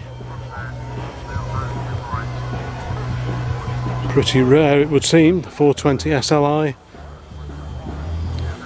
They put this engine in the rate for just 12 months. There's only this one on the road left. Right. Pretty rare R8 series Rover there. Talking of Rovers, is this wonderful sports saloon. Lower roofline than the regular saloon. I think this is a P1. They tend to be referred to as, about 34 or 35 the date on this. Lovely, lovely looking car. So sleek with that slightly lower roofline and just 2 windows per side. Yep, 1935 Rover 14 Sports Saloon. Originally purchased 22nd of June 1935 by Lieutenant Colonel Clifford Walter Cronin of the Royal Artillery. That, what a wonderful car, even down to chromed door hinges. That's always a sign that you're looking at a quality car. I'm not sure if the other window is open, but yeah, compared to the regular P1s, this has slightly lower roofline and just gives it quite a sleek look. Of course, Rovers at this time are real quite high quality cars. Leather interior looks, can't really see I'm afraid, but it looks pretty original in there. Beautiful car, we saw this one coming in before. Right, what's this? A Valiant, Plymouth Valiant. Pretty hefty looking V8 under the hood. Fixed head Lotus Elan. Merc 190E showing the second bonnet position that you can open these up to. I remember our 124 Estates did this as well. The bonnet in its regular position would open to about there, but if you unclip a couple of things on the bulkhead, it goes way back past the vertical to make working on the engine something of a doddle. Clever lot, these Germans. Lovely. Really nice condition. And here's that Starcraft, I think. Yep, the Starcraft camper with its twin rear axles. Huge, all-enveloping fiberglass camper bodywork. Basically a Ford Cortina underneath, I think. Pretty bonkers looking thing. I remember seeing one or two of those down at the Western Park classic car show. Volvo 240 GLT. And bits and pieces for sale, alongside the very smart E39 BMW, much modified Triumph over here, and here fastback Mustang with a 289 cubic inch V8 under the hood.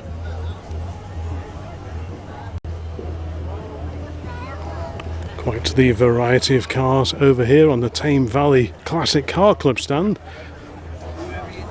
Some of these we did see arriving earlier on, including the Scimitar over there, but didn't see this Mark II. Probably a non-standard colour, I would have thought. When I say Mark II, it's actually a 240. So this is one of the run-out model cars, basically a Mark II. But I think they had ambler interior as opposed to leather. Leather was an option, but on the Mark II's leather was standard fit. On these, ambler was standard fit, and these also have slightly slimmer bumpers similar to those on the S-Type. Got a JBA Falcon kit car there, Focus Mark 1 Estate, a Z3, a Merc SL, RS 2000 Mark II, Escort RS Mark 1, Austin Ambassador, and the second of the Old English White Daimler V8 250s here today at Tatton Park. And over here is that incredible Dodge Phoenix. Is that actually the model name, or is that just a special version of another model name? I'm not quite sure. Dodge power steering, it says in the centre there. So you've got a push button transmission just on the top left of the dash there. Power everything. Huge car. Might sell. There we go. I'm not sure if I've ever seen one of these before. Ah, there you go. It's a Dodge Dart. Handy bit of information in the window. It's always a big help having a bit of info in the window. 61 Dodge Dart Phoenix, 318 cubic inch, 5.2 V8, 3-speed push button auto. Wow. 12 mpg around town, 18 on the motorway. So that's not bad, is it really?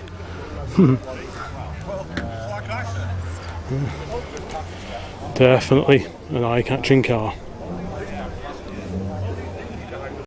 And alongside the Dodge Dart is that incredible Chevy. It's a 3800. So this is probably a 3/4 or a 1-ton truck. Longer bed compared to most of the Chevy pickups that you see. Split windscreen, so late 40s, early 50s.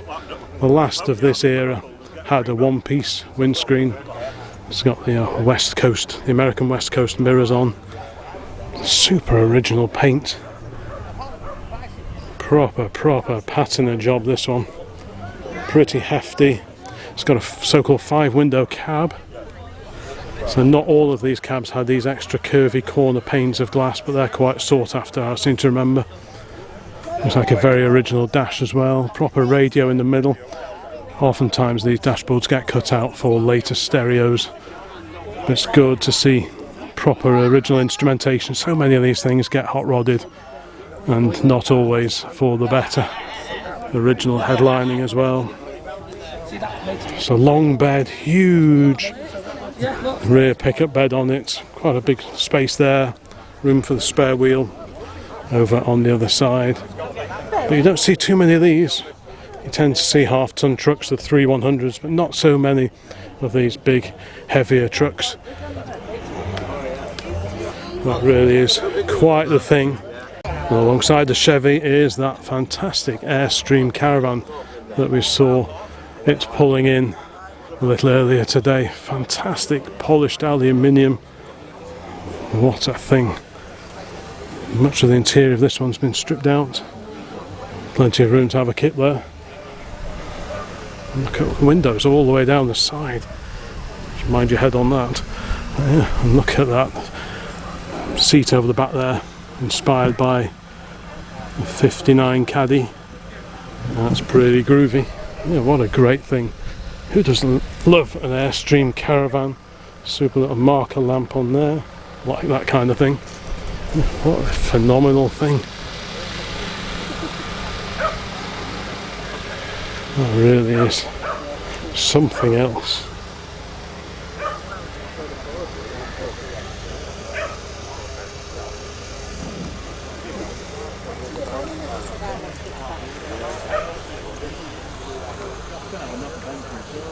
And staying with the Americana theme, a gaggle of Ford Mustangs, a classic Ford Mustangs over here.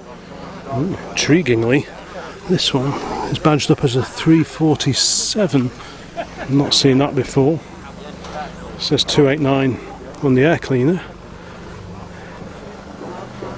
A bullet spec there. Quite the gaggle of classic Ford Mustangs. Not an electric Mustang or Mach-E in sight.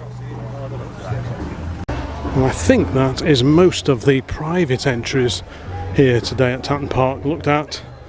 I say apologies if I didn't feature your favourite car, but I'll do my best.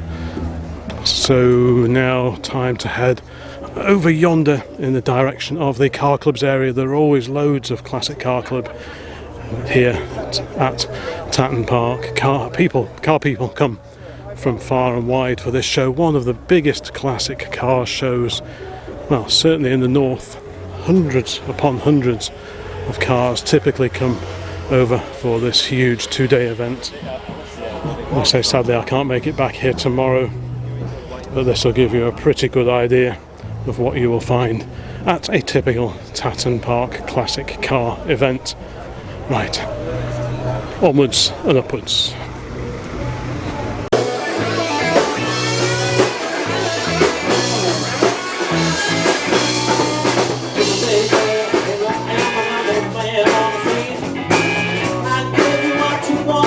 There's a very stripped body shell of a Alfa Romeo, one of the 105 series cars, probably a GTV.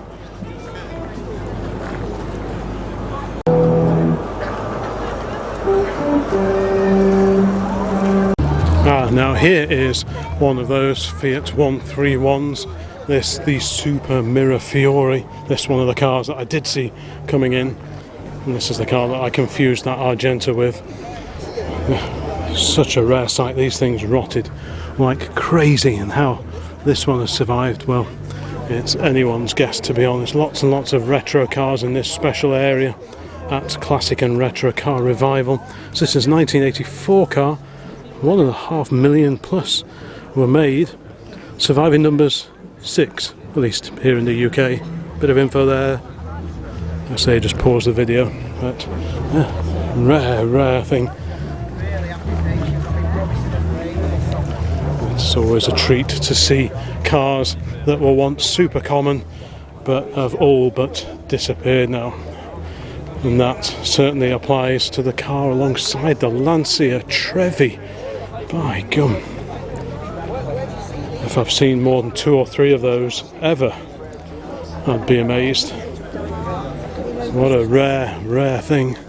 1982 Chevy automatic. Surviving numbers 1. Wow. Here's the inside of this unique Chevy. Look at all the switches recessed. Everything recessed deeply into the dash. Very distinctive. Incredible. Automatic too. Super duper rare car. Let's carry on along here. We've got a Dolly 1500. So we did see that one coming in.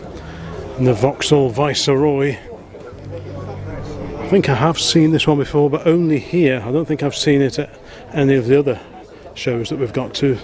It's nice to see those old style pressed metal plates that were fairly common in sort of the very late 70s and early 1980s. I remember Dad's Saab Turbo, which was a 79, that had that style of plate on it. OND 411W in that case. Here's that Mitsubishi Colt. Rare scenes.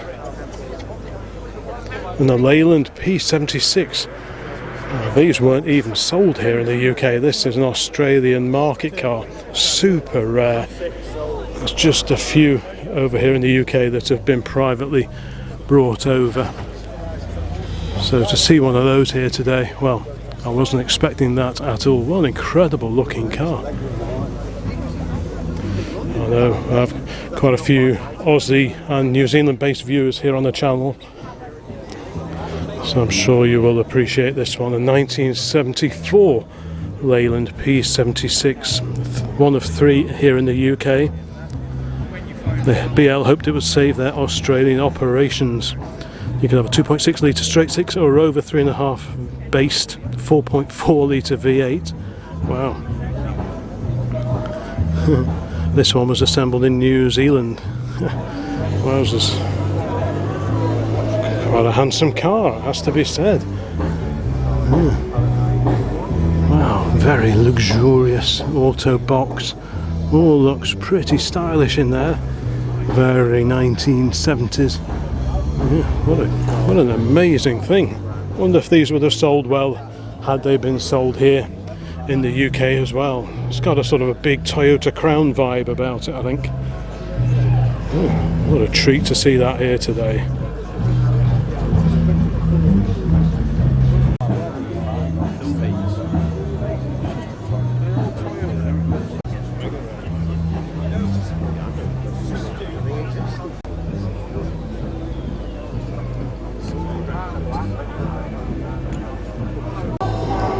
Next up, the incredible Vignale bodied Fiat 125 Samantha.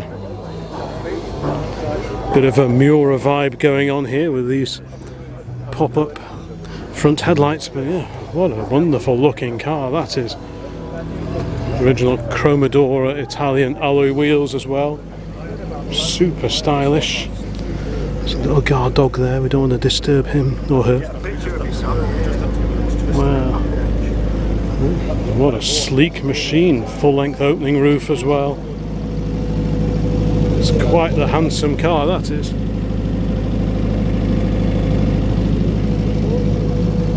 an incredibly rare lineup of cars, real special jobs. The Fiat Samantha, the Leyland P76, this Mitsubishi Colt and the Vauxhall Viceroy. Such rare cars here today. Bit of info on the Viceroy while we're here. 2.5 litre straight six from 1982.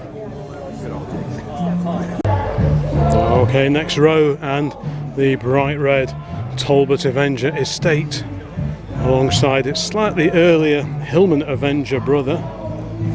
This, the more regularly seen four-door saloon. This quite the eye-catching car with those wheel trims. Yeah, pretty cool. And look at this, an early Renault 16 on a G registration, so late 1960s. So what's that, about 1968? Engine set so far back in the chassis that there's room for the spare wheel and tyre, and indeed a spare tin of ELF 2050 motor oil. Such quite a stretch to get at that engine, so much space in front of it. The rad over here, the engine all the way back there. 1982, an original 1982 tax disc in the window. Lovely car. I love how the roof sort of dips up there and down and round, and all very sleek, all very French. Great attention to detail. Clearly it's had quite the epic restoration, this one. Very rare survivor. These were built right through from the late 60s through the 1970s, probably till about 79 or maybe just into 1980 at a guess. But pretty rare car. Now this from, it's a 1969 example, this one. Let's just have a quick peer inside.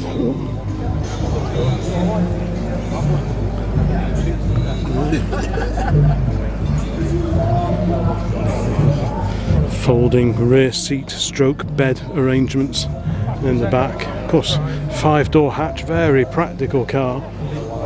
Right, let's keep going down here. Immaculate Renault 5 alongside the Renault 16, and here is the super unusual Fiat Strada. What was it, built by robots, driven by humans, or something like that? The original sales patter for these back in the late 1970s. This an early 1980s car, but it's still pre-facelift. Later cars had the twin headlamps per side, but this has still got the single circular lamps both sides. That's really cool. It's a long time since I saw one of these earlier fronted cars, so that's really neat. There is the Toyota Crown Super Saloon, Peugeot 305 Estate, circa 1984 or early 85. Let's have a quick look. Yeah, 85. This one, a 305 GTX. Apparently one of only two left in this spec. So it's obviously quite an upmarket one with metallic paint and aluminium alloy wheels. It's pretty cool to see that. The Allegro LE alongside from the late 1970s. And here is that incredible Talbot badged but Simca designed car from the early 1980s. I have seen this one before somewhere, but I forget where. But that is super duper rare pickup with the canvas tilt and frame on the back. It really is a bonny little vehicle, this one. This a special display of specially hand-picked, especially rare cars here today at Tatton, and this definitely qualifies. A 1984 Talbot 1100 commercial, or commercial, I imagine. Yeah, the Talbot Dodge Simca. Bit of the history there, just pause the video. Yeah. What a great thing. All fairly Spartan inside, as you would expect for a little van-based vehicle, like commercial. No fripperies, just simple basic vinyl seats. A couple of windows there so you can inspect your rear load in the back. Yeah, fantastic. What a treat. Look at this immaculate, pretty high-spec Morris Marina, metallic paint, all the bells and whistles. Must have been a pretty much top-of-the-range car with these built-in hella lamps set into the front grille, very neatly done. Better than new in there, I bet. So what is it? Morris Marina Mark II 1.8 Special of 1978 in astral blue metallic. Yeah, I remember those jazzy wheel trims on the posh versions. Still with the super cover warranty sticker in the screen and Lay Care service sticker as well. That's a nice detail blue vinyl roof to match the metallic blue paint. And Marina mud flaps as well. Pretty jazzy interior as well. Don't remember seeing that before.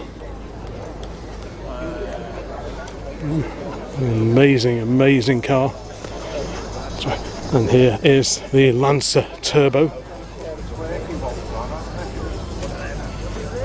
Citroen BX Estate. I remember having access and use to one of those in one of my first jobs. And on the end here, a Nissan Prairie.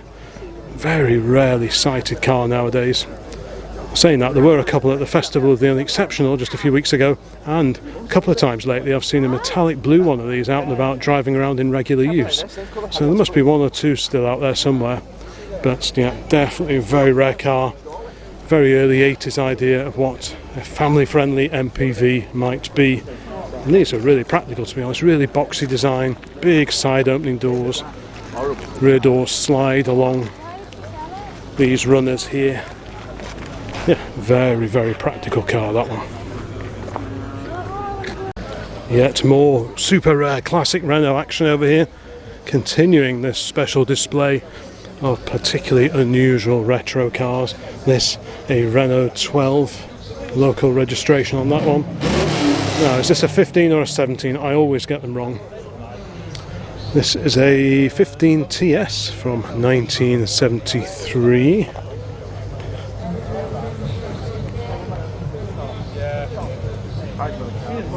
Audi 100 Avant, the Maestro City X, the Morris Ital in estate form. This is Coleman Milne, limousine version of the Granada Mark I. I assume it's Coleman Milne. Yep, Coleman Milne, the Grosvenor. A little Yugo here. Is this a 45? Is there a 55 as well? Not sure. This is a 45 from 1988. Fiat running gear, I seem to remember. Alongside that, the Volvo 66 GL. This a reminder that Volvo bought out DAF and continued production of the CVT transmission DAF for quite some time. This, the updated car, sold as the Volvo 66. Talking of Volvos, we've got a 360 GLS alongside that from 1982, and Rover SD1. This is the rare one with a 2.4 litre diesel engine. Don't see too many of these around now. The next row is headed up by this, the four-wheel drive Toyota Tercel of the late 1980s. I think this is a Mitsubishi. Yep, it's a Colt. Little fastback Mitsubishi. That's pretty groovy. Colt Celeste of 1976. Rare sight here today. A little Ford Orion. Oh, the Chrysler Alpine. You could hear these coming from a mile away. I well remember these. Same engine pretty much as fitted to the Talbot Horizon, but they were quite vocal. Quite tappety engines in these, but this is a super rare surviving example. A great shade of brown, the 5-door hatchback. Amazing to see such a good one of these here today. These are the kind of things that I remember growing up with. But to see one today is quite the unusual thing. There we go, the Simca, the original, was Car of the Year in 1976. The Alpine S.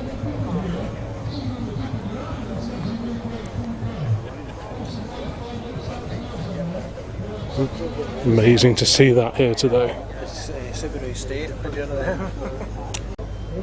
Next to the Alpine, a Subaru Estate, a little four-wheel drive Subaru, and this, the Princess. This is an early one, badged up as a Morris. In the early days of Princess production, the idea was that they would be sold as Austin, Morris and so on, but after a while they were simply rebadged and sold as the Princess in various different states of trim. This super duper rare Morris badge car, still with the proper metal plates on it, that's good to see. And the Vauxhall Ventura, the posh Vauxhall for the early 1970s, that's in lovely condition too. Oh, here is a Talbot Horizon. Mrs. OCC's first car was one of those in white.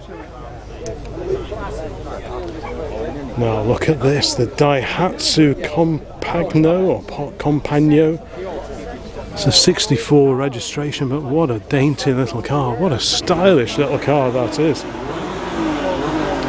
Lots of revving going on over there, but we'll try and avoid that.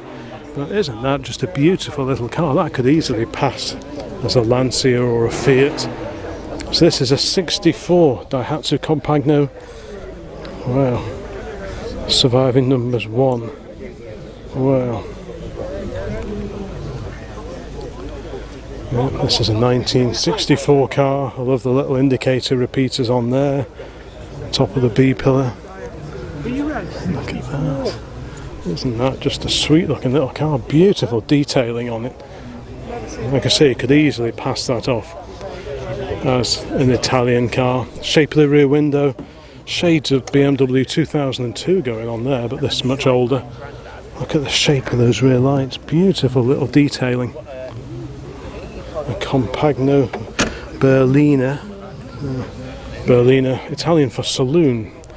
So I'm wondering if there is some Italian going on in the design of this car. Let's just have another quick look at the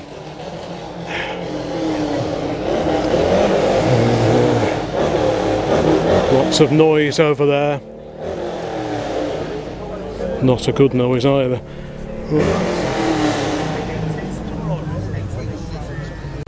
Next to that incredible little Daihatsu is this, the Panther Rio.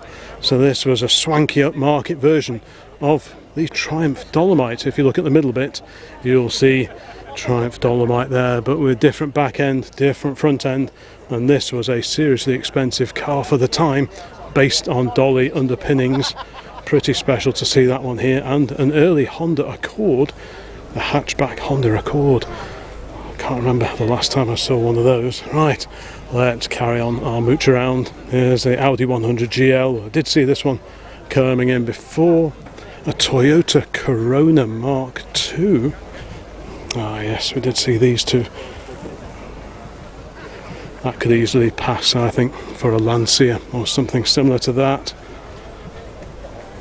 And what's this? The Toyota Crown 2300 Deluxe of about 1967-ish.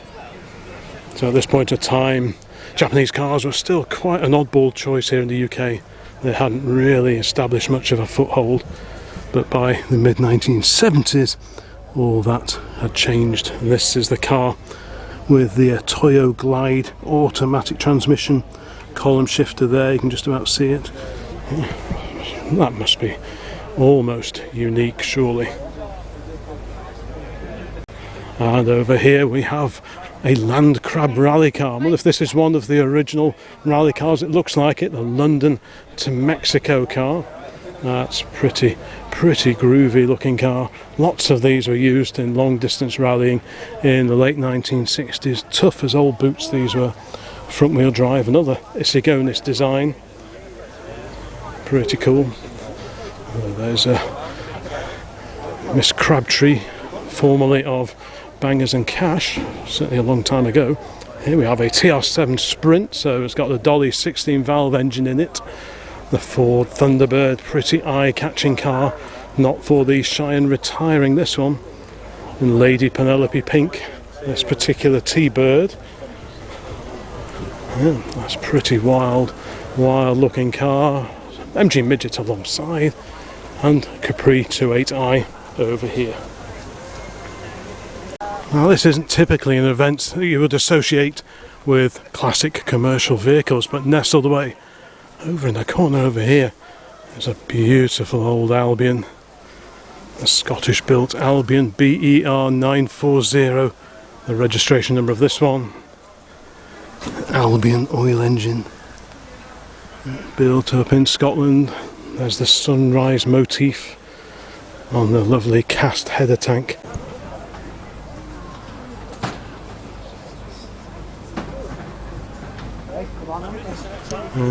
What a fantastic thing. Range Rover? Yeah. That's what I bid on, but it went for 11 grand. Will do. Yep, so this is a mix of classic cars and retro cars. And I'll try and feature a little bit of everything. Got the Sporting Bears Dream Rides over there, raising money for charity. They always do a great job, often to be found down at the NEC. I wouldn't want to argue with that. Bits and bobs for sale here. More bits and bobs for sale. Oof.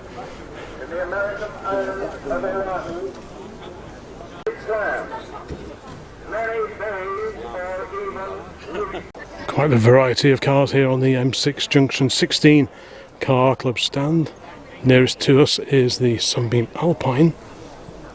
A mile over this way we have the second Austin, well I say second, we saw a Morris 1300 GT before. This immaculate car is the Austin badge version of the 1300 GT, and this is the super rare Sunbeam Vogue, not a Singer Vogue. This is the Sunbeam badged car, pretty rare survivor this one. One of the Arrow series of cars, the Hillman Minx, the Hillman Hunter of the sort of late 1960s. They were built through the 1970s. This is quite an upmarket one, the jazzy paint. And look at this here, the old Talbot. Is this a Solara, the booted car? We've seen the Alpine. Yes, this is the booted Talbot Solara on an A registration. How has this one survived? Well, perhaps because it had the Zybart rust proofing process back when it was new. Fairly base spec one, not even a passenger door mirror on this. Let's see which one it is. It's the LS. But yeah, no passenger door mirror. Nice clear instrumentation, just a 4-speed box. Everything you need. Nothing really that you don't need. No radio. Wind up keep fit windows. No head restraints, although you could see where they would be fitted, perhaps on the plusher versions. This one showing 9,924 miles only. I'm guessing that's probably original, but super original paint. Just polished through here and places. Just how I like to see them, as original as possible. These things are only original for once. But yeah, pretty cool to see a Talbot Solara here alongside Mark II Escort Mexico. Definitely the real mix of cars on the M6 Junction 16 stand. The Bondi Coupe, one of the two, Herald based. Some of these were 4-pot engines, some had the Vitesse engine as well, the 6-cylinder car. This is the Honda Prelude with the rear wheel steering. Pretty sure it should say 4WS on, yep, 4WS on the back. So yeah, a little bit of rear steering was available at the back end. Ford Cortina Mark III GXL. This one of the upmarket cars. Aftermarket speakers on the rear shelf. GXL vinyl roof, metallic paint, pretty swanky interior.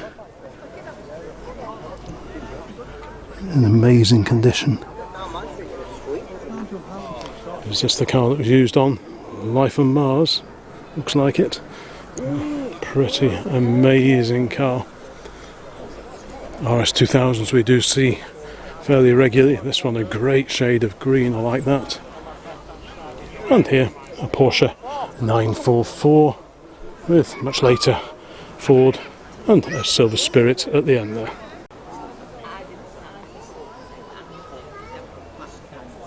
When he does it,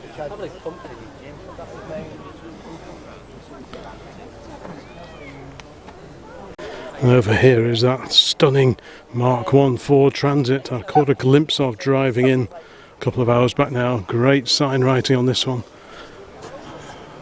Rolf West and Sons Domestic Appliances, Sales and Repair. Proper sign writing, hand applied sign writing. That is a wonderful, wonderful promotional vehicle. Isn't that just great? So it's got the twin wheels at the back and the side access door. So many different variations of Transit were offered. Long and short wheelbase. Some are vans, some were pickups, some were drop sides. Others were supplied just with a chassis in the front end so that you could body it depending on what you needed it for. But this is a wonderful factory original long wheelbase twin wheel van. Fantastic. Intriguingly, this early Mini has a Wolseley rocker cover on it. What do we have over this side? This takes me back. We used to camp under these trees back in the early 1990s with my Portafold caravan. Right, Nissan Bluebirds, two 5-door hatchback versions. And by complete contrast, the mighty Ford T-Bird of the early 1960s. What an incredible thing. These have the swinger side steering wheel, the so-called Fat Boy steering wheel. In fact, you can just about see that it's tilted off to one side. That was to allow the motorist with the more how can I put it, the broader frame to get in easier without collapsing into the steering wheel, and then you just swing the steering wheel back again. This incredible 64 Caddy up for sale, £45,000. Quite the machine. Right, let's keep going around here, see what we can spot. Doesn't seem quite as busy as maybe last year when I was here, but I can't remember whether it was the Saturday or the Sunday last time I came here. Capris sorted. We saw most of these when they arrived, I suspect. Alongside the Capri Club stand is Triumph Stag Central, as evidenced by this variety, this multicoloured assortment of Triumph Stags, all with their roofs down, not a single hardtop in sight. And various Mark I Cortinas and Consul Cortinas over in this corner. This is an early Consul car, so this is what they call a pre-Aeroflow car with a slightly narrower grille. If you look at this GT alongside, wider grille, and these were the Aeroflow cars with the Aeroflow ventilation on the dash, which the early cars didn't have. This is a beauty from '66 with the wide steel wheels, probably off a Lotus. Another Consul there. 66 Cortina there, and another early Consul Cortina on the end of the row. This one looks very, very original in its dark green paint finish. JFT 864. Nestled over this corner of the display field is the Ford Side Valve Owners Club, a little Ford Prefect, the 107E, that one. So that's got the overhead valve engine. Most of those cars had a little side valve unit, which was an evolution of the 1172 engine in these, the POP 103E. Bit of an interloper here. This is a Hillman Super Minx. Very original looking Hillman Super Minx, mind you. Looks like all the original paint. Lovely, slightly dull glow to it, which you just don't get with resprayed cars, so that looks just perfect. But back to Sit Up and Beg Fords, and we have another E493A Ford Prefect here. So these are a little bit more at market compared to the POP 103E. Let's just go under the barrier. Then we can have a closer look, because these have lovely Bakelite dashboards in them, very similar to the dash that we had in our little E494A Anglia until a couple of years ago. Proper old key fob there, Ford of England. Yeah. Lovely Bakelite wood effect dashboard and the sprung steering wheel. 4-door cars, the Prefects, unlike the POP, which was strictly a 2-door car. This is the E493A. Well, 100E alongside it, complete with sun visor It's an Anglia, the 100e Anglia OCH 470, still with its original Ace number plate. That's good to see. What other gems have we got here today? The Ford Model Y. These are nice. The little 8 horsepower car, introduced in about 1932. And this is probably 32, 33, something like that. It's got the short radiator. This is a so-called short rad Ford Model Y, the 8 horsepower car. Later cars had a slightly taller grille, which required a dip in the front bumper in order to get the starting handle through, but this is an early short rad car, so it's pretty unusual to see one of those out and about. And I mentioned Ford Anglias a moment ago. This is a similar spec car to the Anglia that we used to have. Ours was, I think, is it fawn grey? There's original paint on it, quite faded, like a grey sort of colour, but it was a super duper original car. And this is very similar, restored, repainted this one, with a few extra bits and bobs, flashing indicators and things over the lights. I always thought these sun visors can't do much for the top speed of what is a fairly low power car. This has got the originally the 933cc side valve engine, different upholstery in here as well. There's the Bakelite dash of the Anglia that I was talking about, quite similar to that in the prefect, not the same but very, very similar. So that's the E4948 Anglia, and this, another Ford base special. We saw that Falcon Caribbean coming in before. So what's this one? There are so many different manufacturers of fiberglass bodies in the late 1950s, all designed to go onto Ford pop chassis and running gear. Now what's this one? Maybe a Watford Cheetah? I'm not entirely sure. There's no information in the window of this one, so I'm a little bit at sea with this one. I'll see if I can find out what body this one is. It's pretty groovy. It's got a remote shift, possibly by a company called Wooler. Used to make the remote shifts for the Ford side valve gearbox, many gauges. Yeah, pretty cool. So what? I guessed at Watford Cheetah, but I don't know. No. EB60 from Stoke, were they? Oh right, let's come round there and have a quick because I've not seen this car before.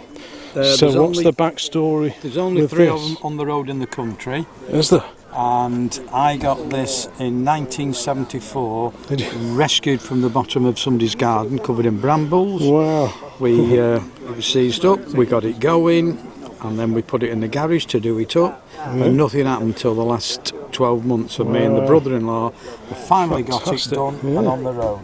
I mean, so many of these must have been started and never finished. Oh yeah, most of them must have been finished. That's right. I bet. Well, it was first registered in '62, and I got it in '74, and it dappled, in a bad way then. So they haven't done much with it. So you've got the aquaplane head on it. That's right. Different carb, SU carb on it.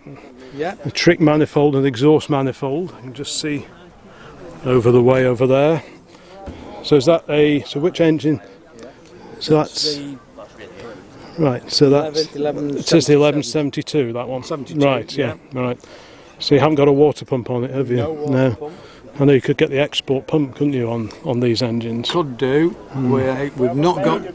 We haven't got the temperature gauge working. Right. And I've got a mechanical one now that I'm fitting next week. See. And the font of all knowledge, Arthur, says...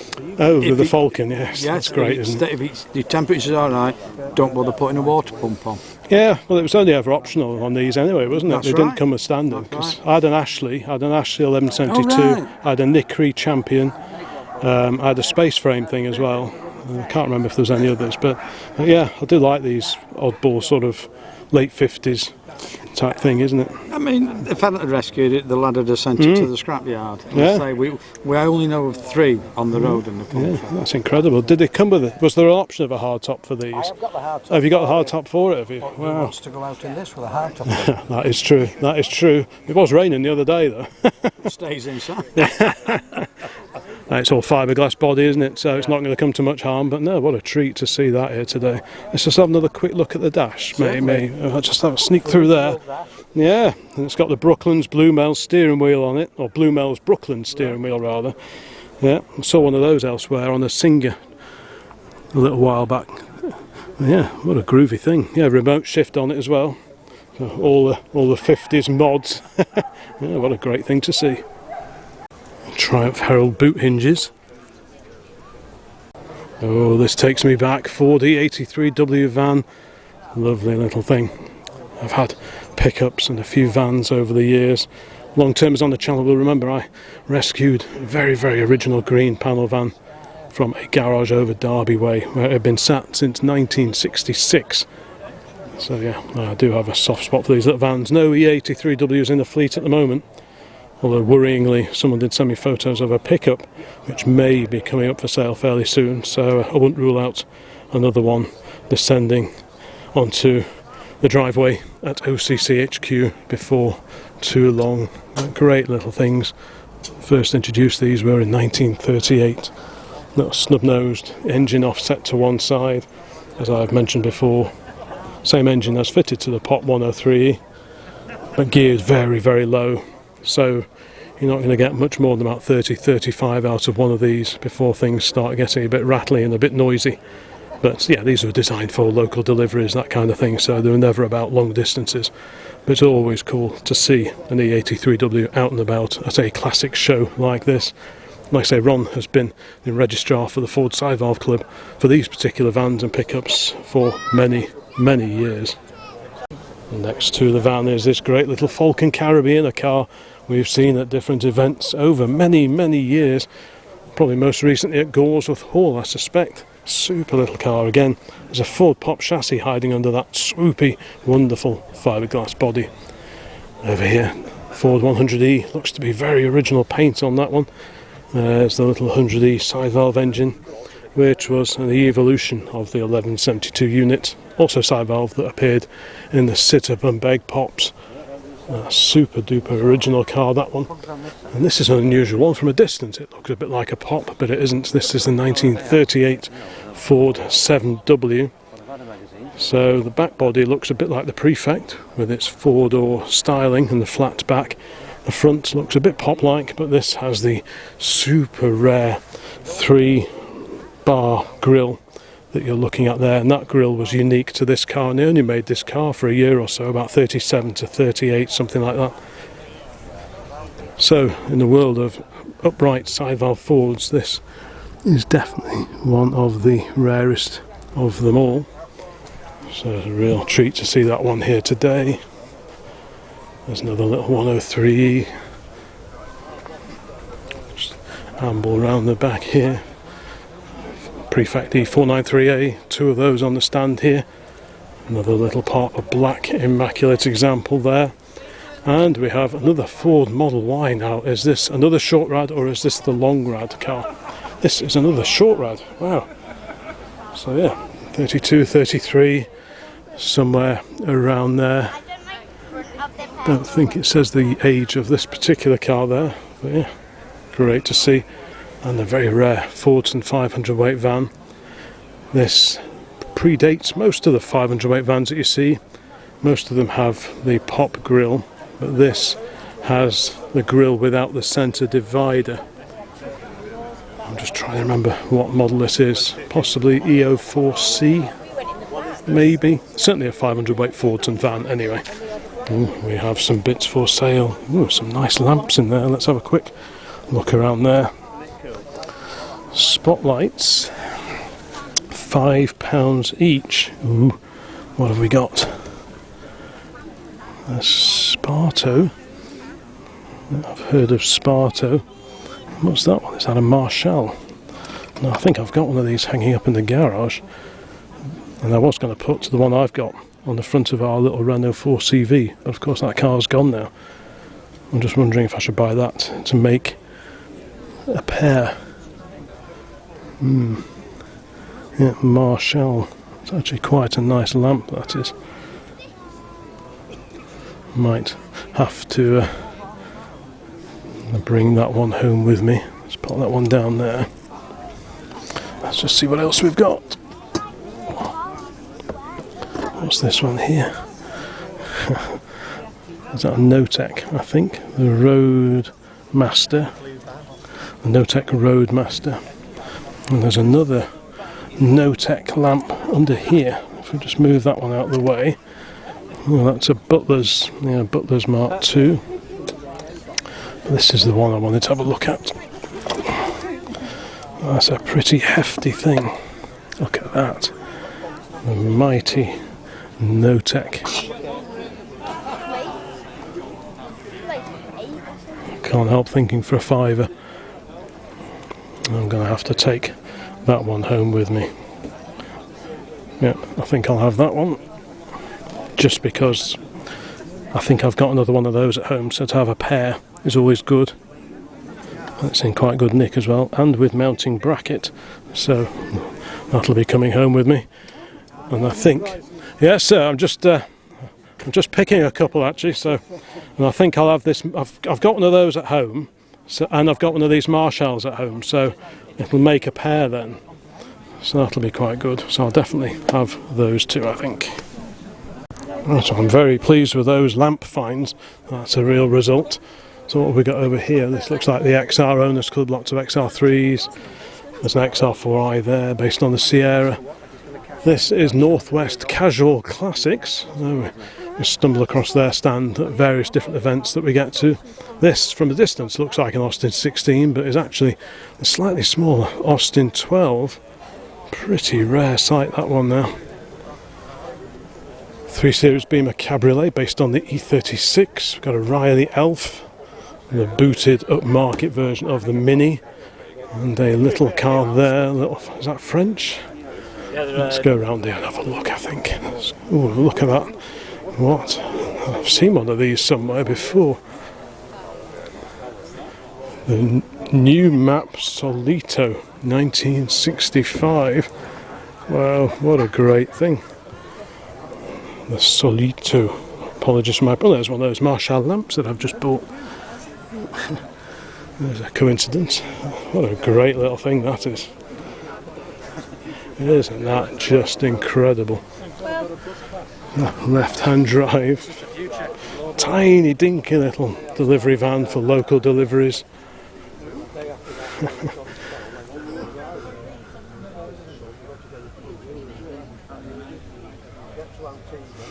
Wow, what a great thing. The new map. Isn't that just wonderful?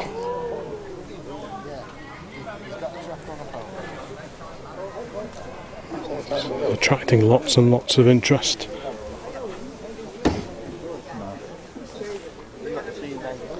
Next to that, another light commercial, this little pickup, an Italian Empolini Moto Furgoncini. Apologies for my pronunciation there, 1968.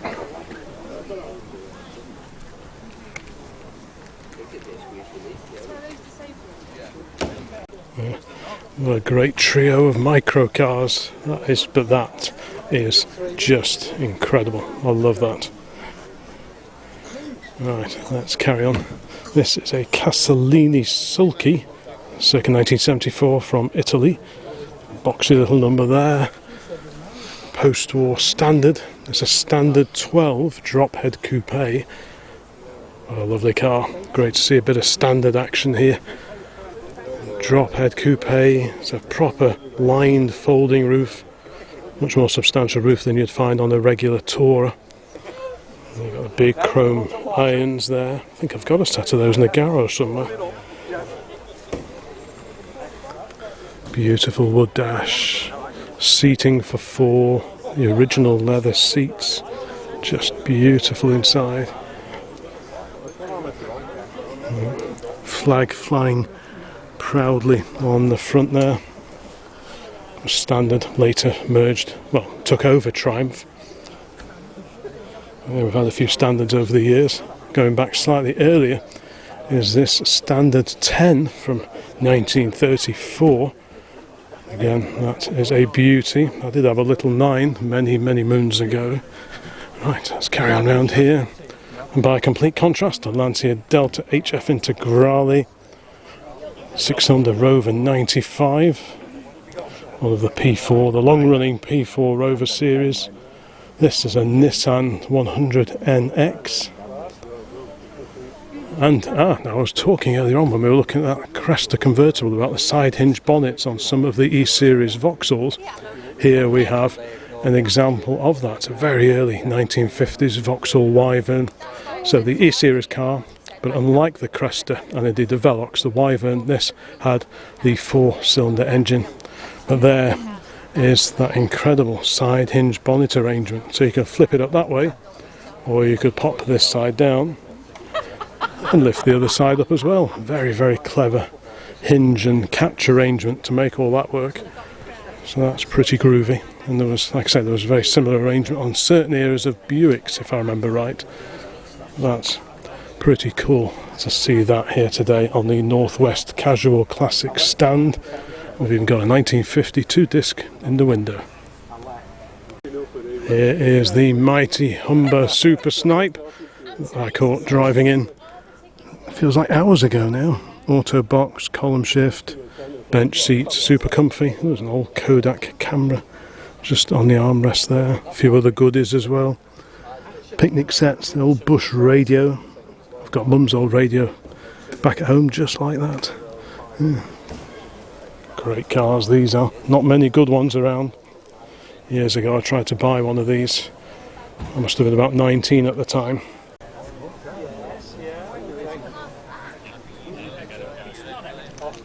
Many Morris Minors of different shapes and eras here on the Morris Minor Owners Club Manchester Region branch. This is a car I caught a glimpse of as it came in. A super little Morris Minor low-light tourer of the very late 1940s or beginning of the 1950s. And this one hides a secret. There is a small badge on the front for Alta.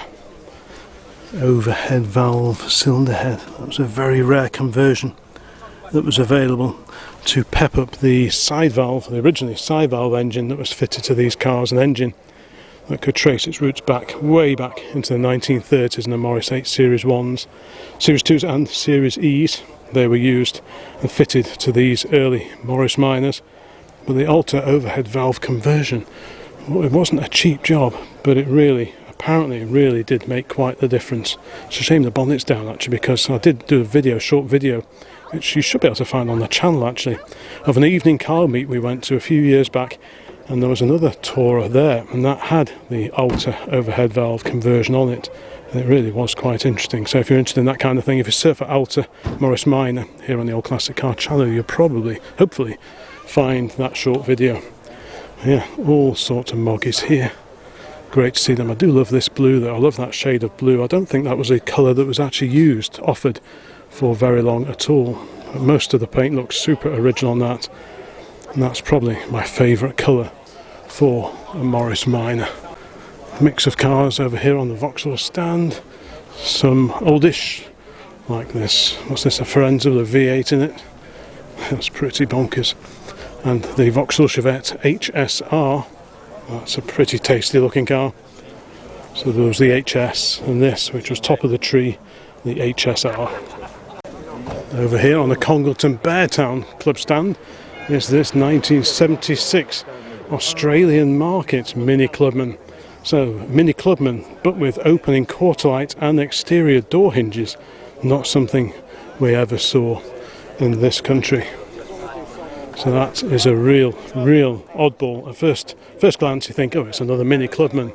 But no, lots and lots of differences with that one. Notes the different door handles.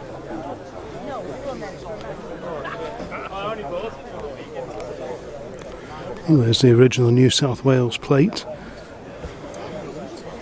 The original Aussie Market Mini.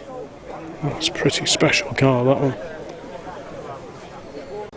I'm pretty sure this is the white 1964 Fiat 600 that followed me in this morning here to the grounds of Tatton Park. There aren't too many of these around. I spotted it in my mirror and it was there for quite a long time.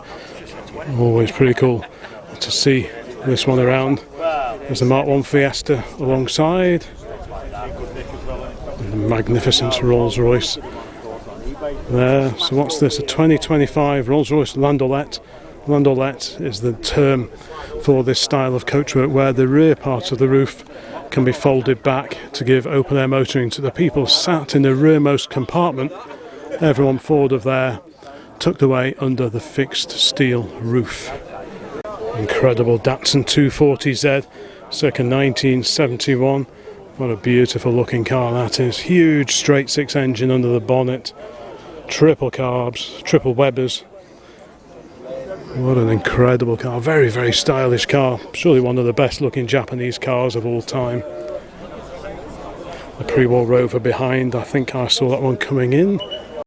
Triumph 2000s and 2.5s. Mostly Mark IIs, I think. Early and late Mark IIs. They did change the grille slightly on the early Mark II. And the later one. This is one of the later cars. 2.5S, so twin carbs. The 2.5 here with the PI, the fuel injection. This is the Cheshire Classic Car Club. I'm expecting to recognise quite a few of the cars here. This glorious Aston Martin DB5.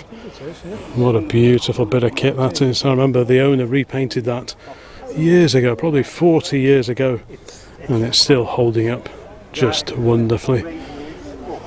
Austin Healey 3000 alongside that. Great two-tone livery, colour scheme rather.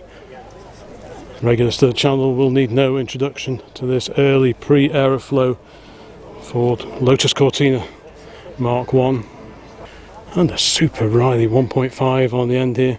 1.5 because this had the 1489cc B series engine, twin carbs, based largely on the underpinnings of the Morris Minor. So you get the great handling and steering, rack and pinion steering of the Morris Minor, but with a bit of extra pep thanks to that 1500cc B series engine with the twin SQ carbs as standard fit. Gotta love the old picnic set in the back, the Brexton picnic set to match the blue interior, and even the clip-on HP car tray.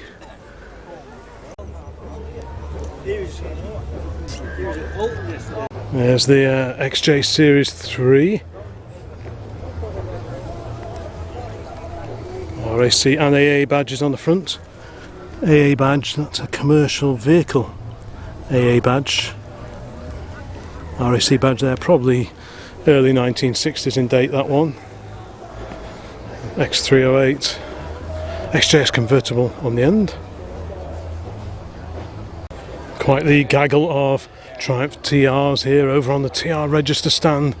Lots of different eras. TR6, 4A, that's a regular on the channel. Earlier cars over the back. Yeah.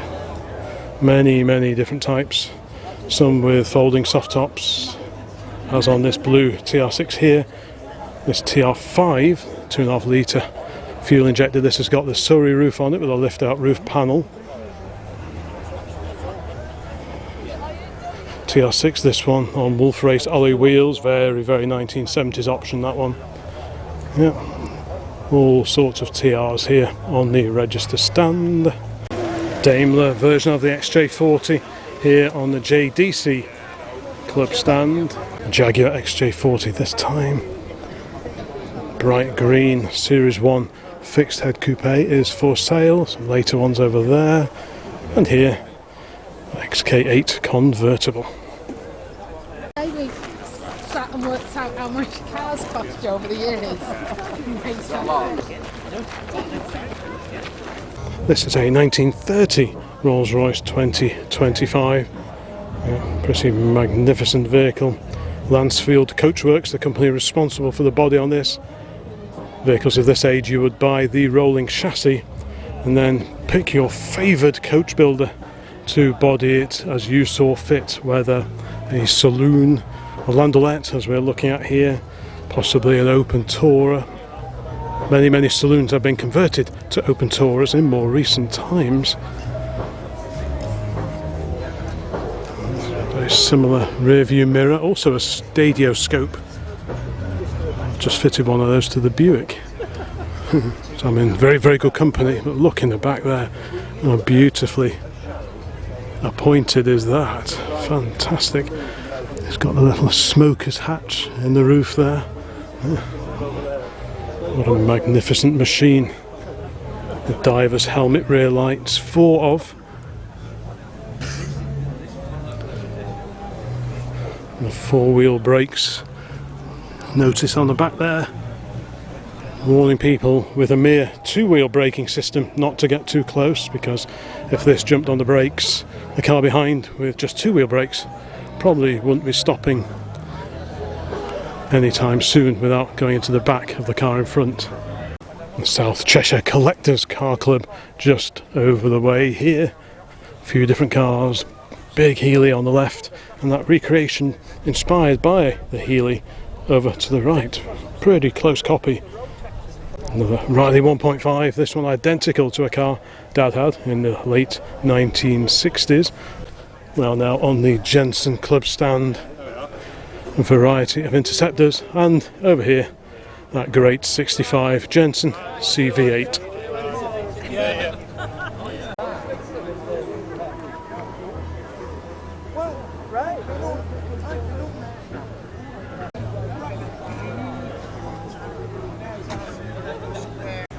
Quite the assortment of Mercedes-Benz over here. There is that lovely Ponton alongside an open top version, just tucked away, hidden away actually on the back row. Nice to see those on the front, maybe for the show here tomorrow. Looks like this Avenger is for sale. MOT and tax exempt. 5250 1981 Talbot Avenger 1.6 GL. Stunning example of P5B coupe over here, glistening in the Cheshire sunshine. What a beautiful looking car that is.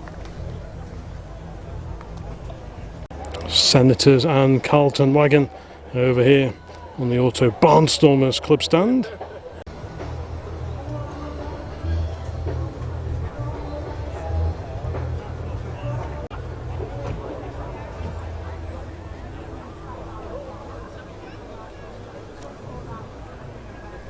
One of the more unusual stands here today at Tatton Park is this, for the Ford Consul Classics and the Consul Caprice. Very few good ones of these survive, still in roadworthy condition. This is an immaculate 4-door car. What a cracker. It really is quite the sight. So that's the 4-door Consul Classic. This is the 2-door Consul Classic. Great to see these here with the reverse rake back window, very similar to that on the Anglia 105E. Amazing cars. Another 4-door Consul Classic here. That's that beautiful blue and white car that we saw coming in before. I like these opening little quarter lights. It's a nice little detail. Great inside, very stylish cars. And these cars in beautiful condition.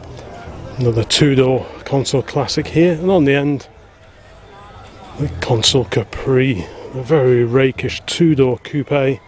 Very different roofline compared to the Consul Classic.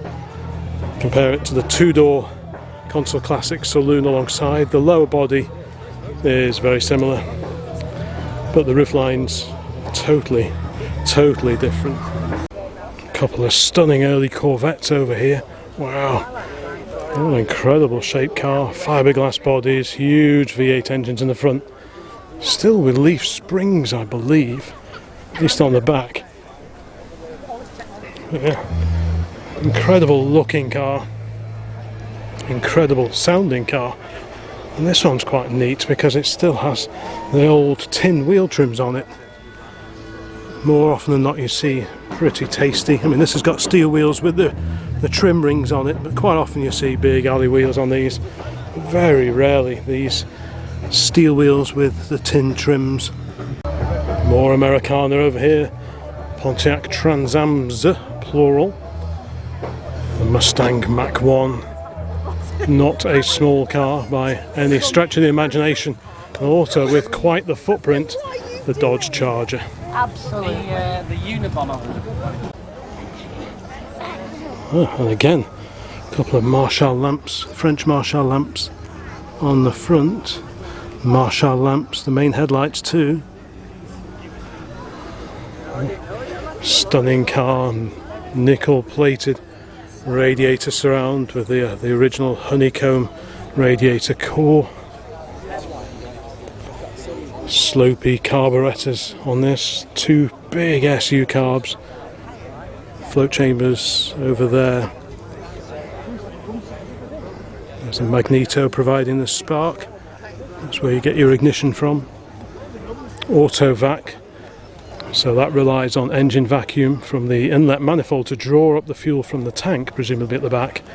So manifold pressure, suction, draws up the fuel into there, and then you have gravity feed into the carbs themselves.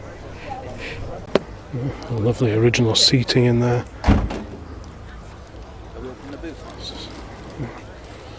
Pretty special vintage Bentley again. The diver's helmet, rear lights.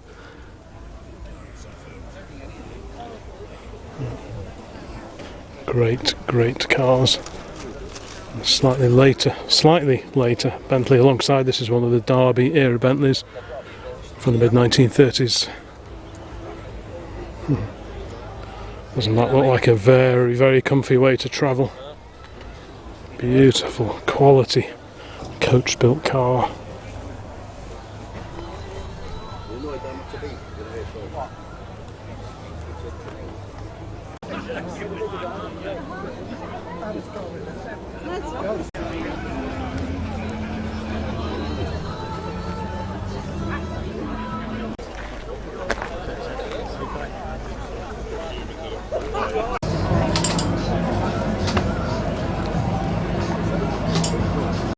Very straight looking Austin A35 here. Great to see the original registration with the original plates still in place.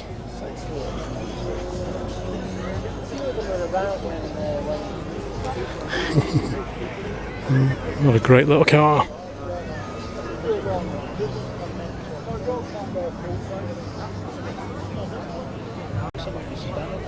Many Austin Healey's.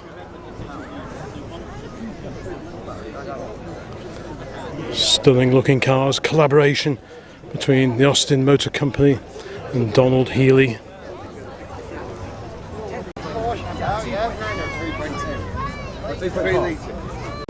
On the end of this row in Healey Corner is this glorious rally prepared big Healey, Austin Healey 3000 Mark III. What a cracking car, I bet this sounds phenomenal. Roof vent in the roof, of course. Rear mounted Lucas spot lamp, wired up to the reverse switch. Plenty of gear in there, all the switches, all the timing equipment. Looks like this one gets used in a fair bit of historic rallying. Extra pods on the front for bonus lighting.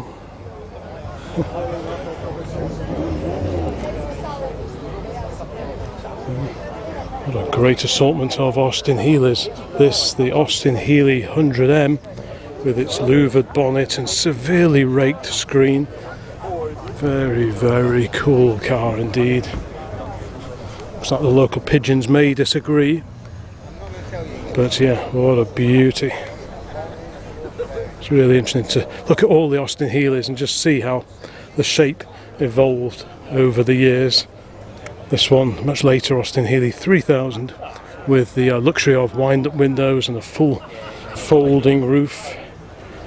So that Frog Eye Sprite over there, great little cars, A-Series powered. Yeah. What a great assortment of classic Austin Healeys here today, road going and rally going. A re-engined, was it Vitesse or Herald? Can't quite see, with the bonnet up. That doesn't look much like a Triumph engine to me. That looks a bit more like MX-5. And to my right, the Volvo Owners Club. Bit of everything on here. including this great 145S S, because it has the twin carburetors. This one's got the later 240 GLT alloy wheels on it. I had a long chat to the owner of this one a year or two back. He brought it back from South Africa, if memory serves. That's a pretty rare car, that, the P1800 ES. This is a similar car to that fitted to the 140 series, albeit with fuel injection. The 140 series was available with fuel injection. I think it was the 144 GL that had the Bosch mechanical injection setup, similar to that on the 164E that we used to own until a couple of years back.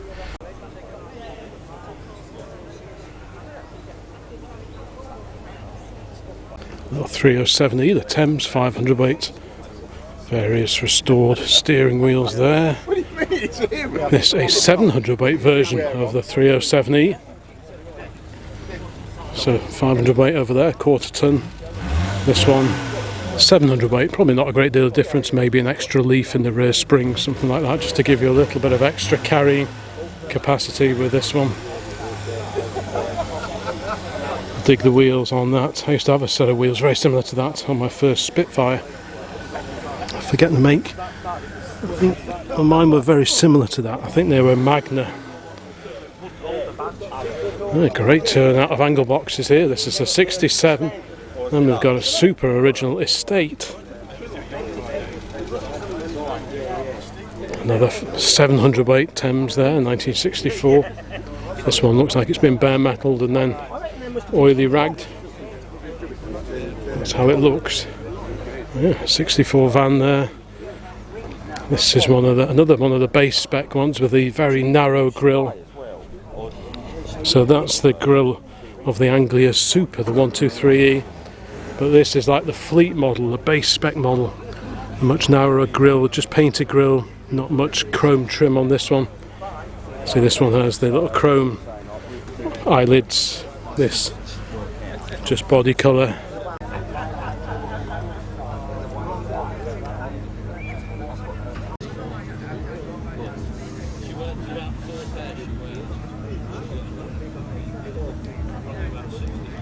The Lancia Thema.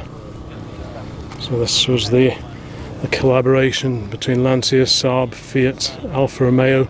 They came up with a Type 4 project where they developed a common platform, centre section and structure, and then went off and did their own versions of it. So the Lancia Thema, or Thema, I guess, that was Lancia's part of the Type 4 project. Saab, they had the 9000 Fiat, the Chroma. I couldn't believe it the other day. I was driving along and that Fiat Chroma passed me in the opposite direction.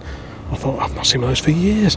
And Alfa Romeo with the 164. So that's quite an interesting collaboration between four manufacturers. This is the 8.32. So this has a Ferrari designed engine under the bonnet. There's that incredible Mark 1 Escort camper. Wow, not too many of those around now. I wonder who made that. Who built those originally, I wonder. Pretty neat. Sorry. There's plates flying around there. The big Volvo Estate and this Scimitar. Wonderful. I think is it the SE4, the Scimitar Coupe or GT. I forget the exact model name, but they are very, very cool cars. And like all Reliance, came out of Tamworth in Staffordshire. Reliance also known, of course, for their range of three-wheelers, the Robins and the Rialtos, and so on.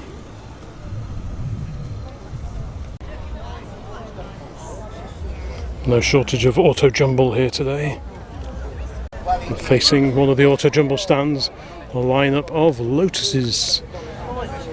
This one we saw coming in before, as we also saw these two Lotus Elan plus 2s coming in. This Spree here from the mid to late 1980s, slightly later car alongside it. This one we have seen before somewhere. Look at this, great little Lotus Elan drophead coupe. And in this genteel corner of the showground we find the Alvis Owners Club. And wow, the beautiful TD21 over here. Or at least I assume it's a TD21, but I think I will refer to a handy little book that I just happen to have in my back pocket. Fortunately, I have my original copy of I Spy Sports Cars, price sixpence, with me, so that may yield some extra information on this lovely Elvis in front of me. And there we go, the Elvis 3 litre. That's the car we're looking at over there, the TD21. And here's the entry in the I Spy book of sports cars. Not entirely sure it's a sports car, but never mind. And the entry for this car says high class British car, I Spy the square shaped radiator grille. Yeah, okay, got that. With thin shell and triangular badge, wire wheels, small oval grills near the headlamps, and a spacious wide two-door saloon body.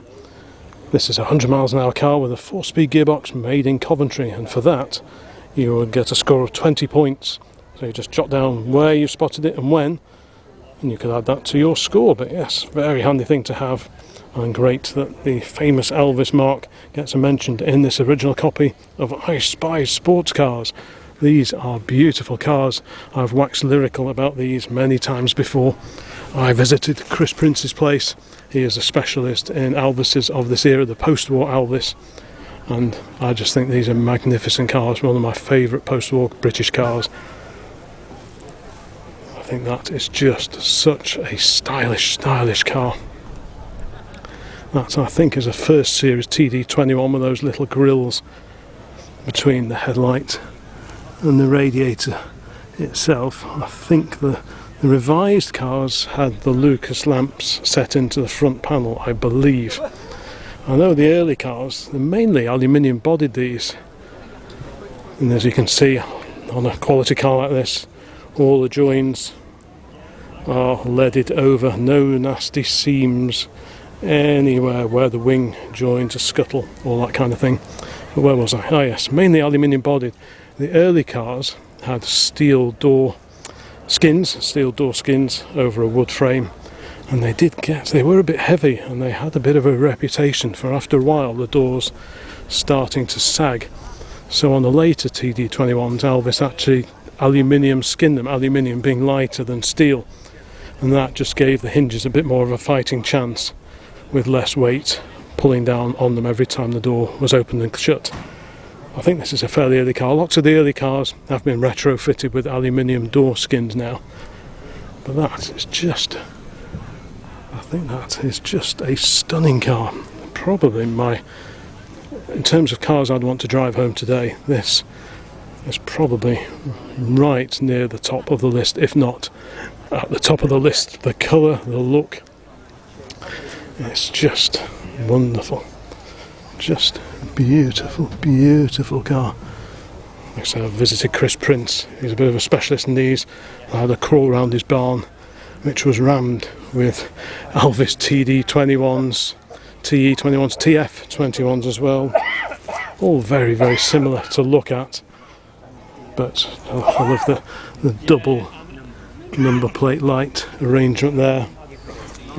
Great shape of the handle, how it follows on from the strip down the boot lid. Very slim, elegant rear lights.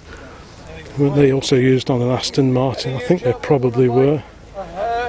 We've got open door window here, so we can have a quick peer inside at that beautiful leather and wood interior. What a great view out. Proper GT car, and yes, I could definitely see myself wanting one of those before very long. Slightly earlier Elvis alongside. So what's this, a TA or a TC? That's a TA21. Here we've got another TD21, this time a drop head coupe. So that's the fixed head, which is probably the one I would go for, mainly because they're significantly cheaper than the open top cars, but I just like the lines of the fixed head. I'm not sure if this is an original mascot, but it certainly looks the part. Yeah. Magnificent Grand Tourer. That's when GT actually meant something. TA21 over here, and this one we saw coming in dates to the pre-war years. BVC 46 Coventry registration number. I haven't seen too many Wolsleys here today, but here is that 6-cylinder Wolseley Hornet Saloon that I managed to catch on camera driving in earlier today. Don't see too many of these around. There is a very original one that goes to some of the evening meets near us. This particular car from 1935.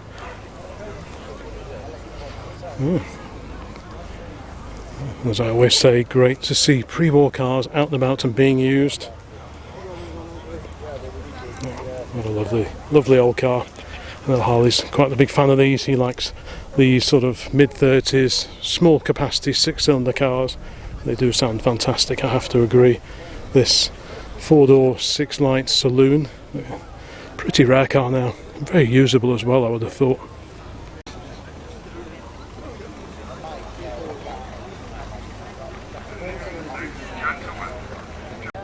So there we go, folks. That was my potted guide to the 2025 Classic and Retro Car Festival here at Tatton Park. Like I say, a venue that I've been coming to for well over 35 years. The shows have changed over time, names have changed, the types of cars that you see has also changed quite a lot, but I think you'll agree there are still some fantastic older cars here to have a good look at, and some rarities too, including this matching pair of pretty unusual larders. Great to see those two here today.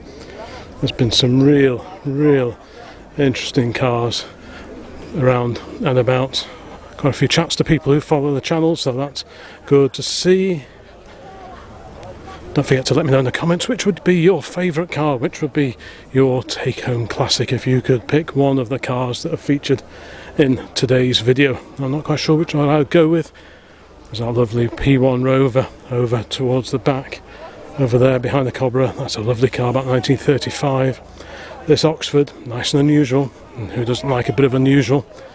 I was quite taken with that Airstream Caravan as well, but I think I will probably rewind just a few minutes to the Alvis Owners Club stand and probably go for that TD21 fixed head coupe that I was waxing lyrical about 5 minutes ago.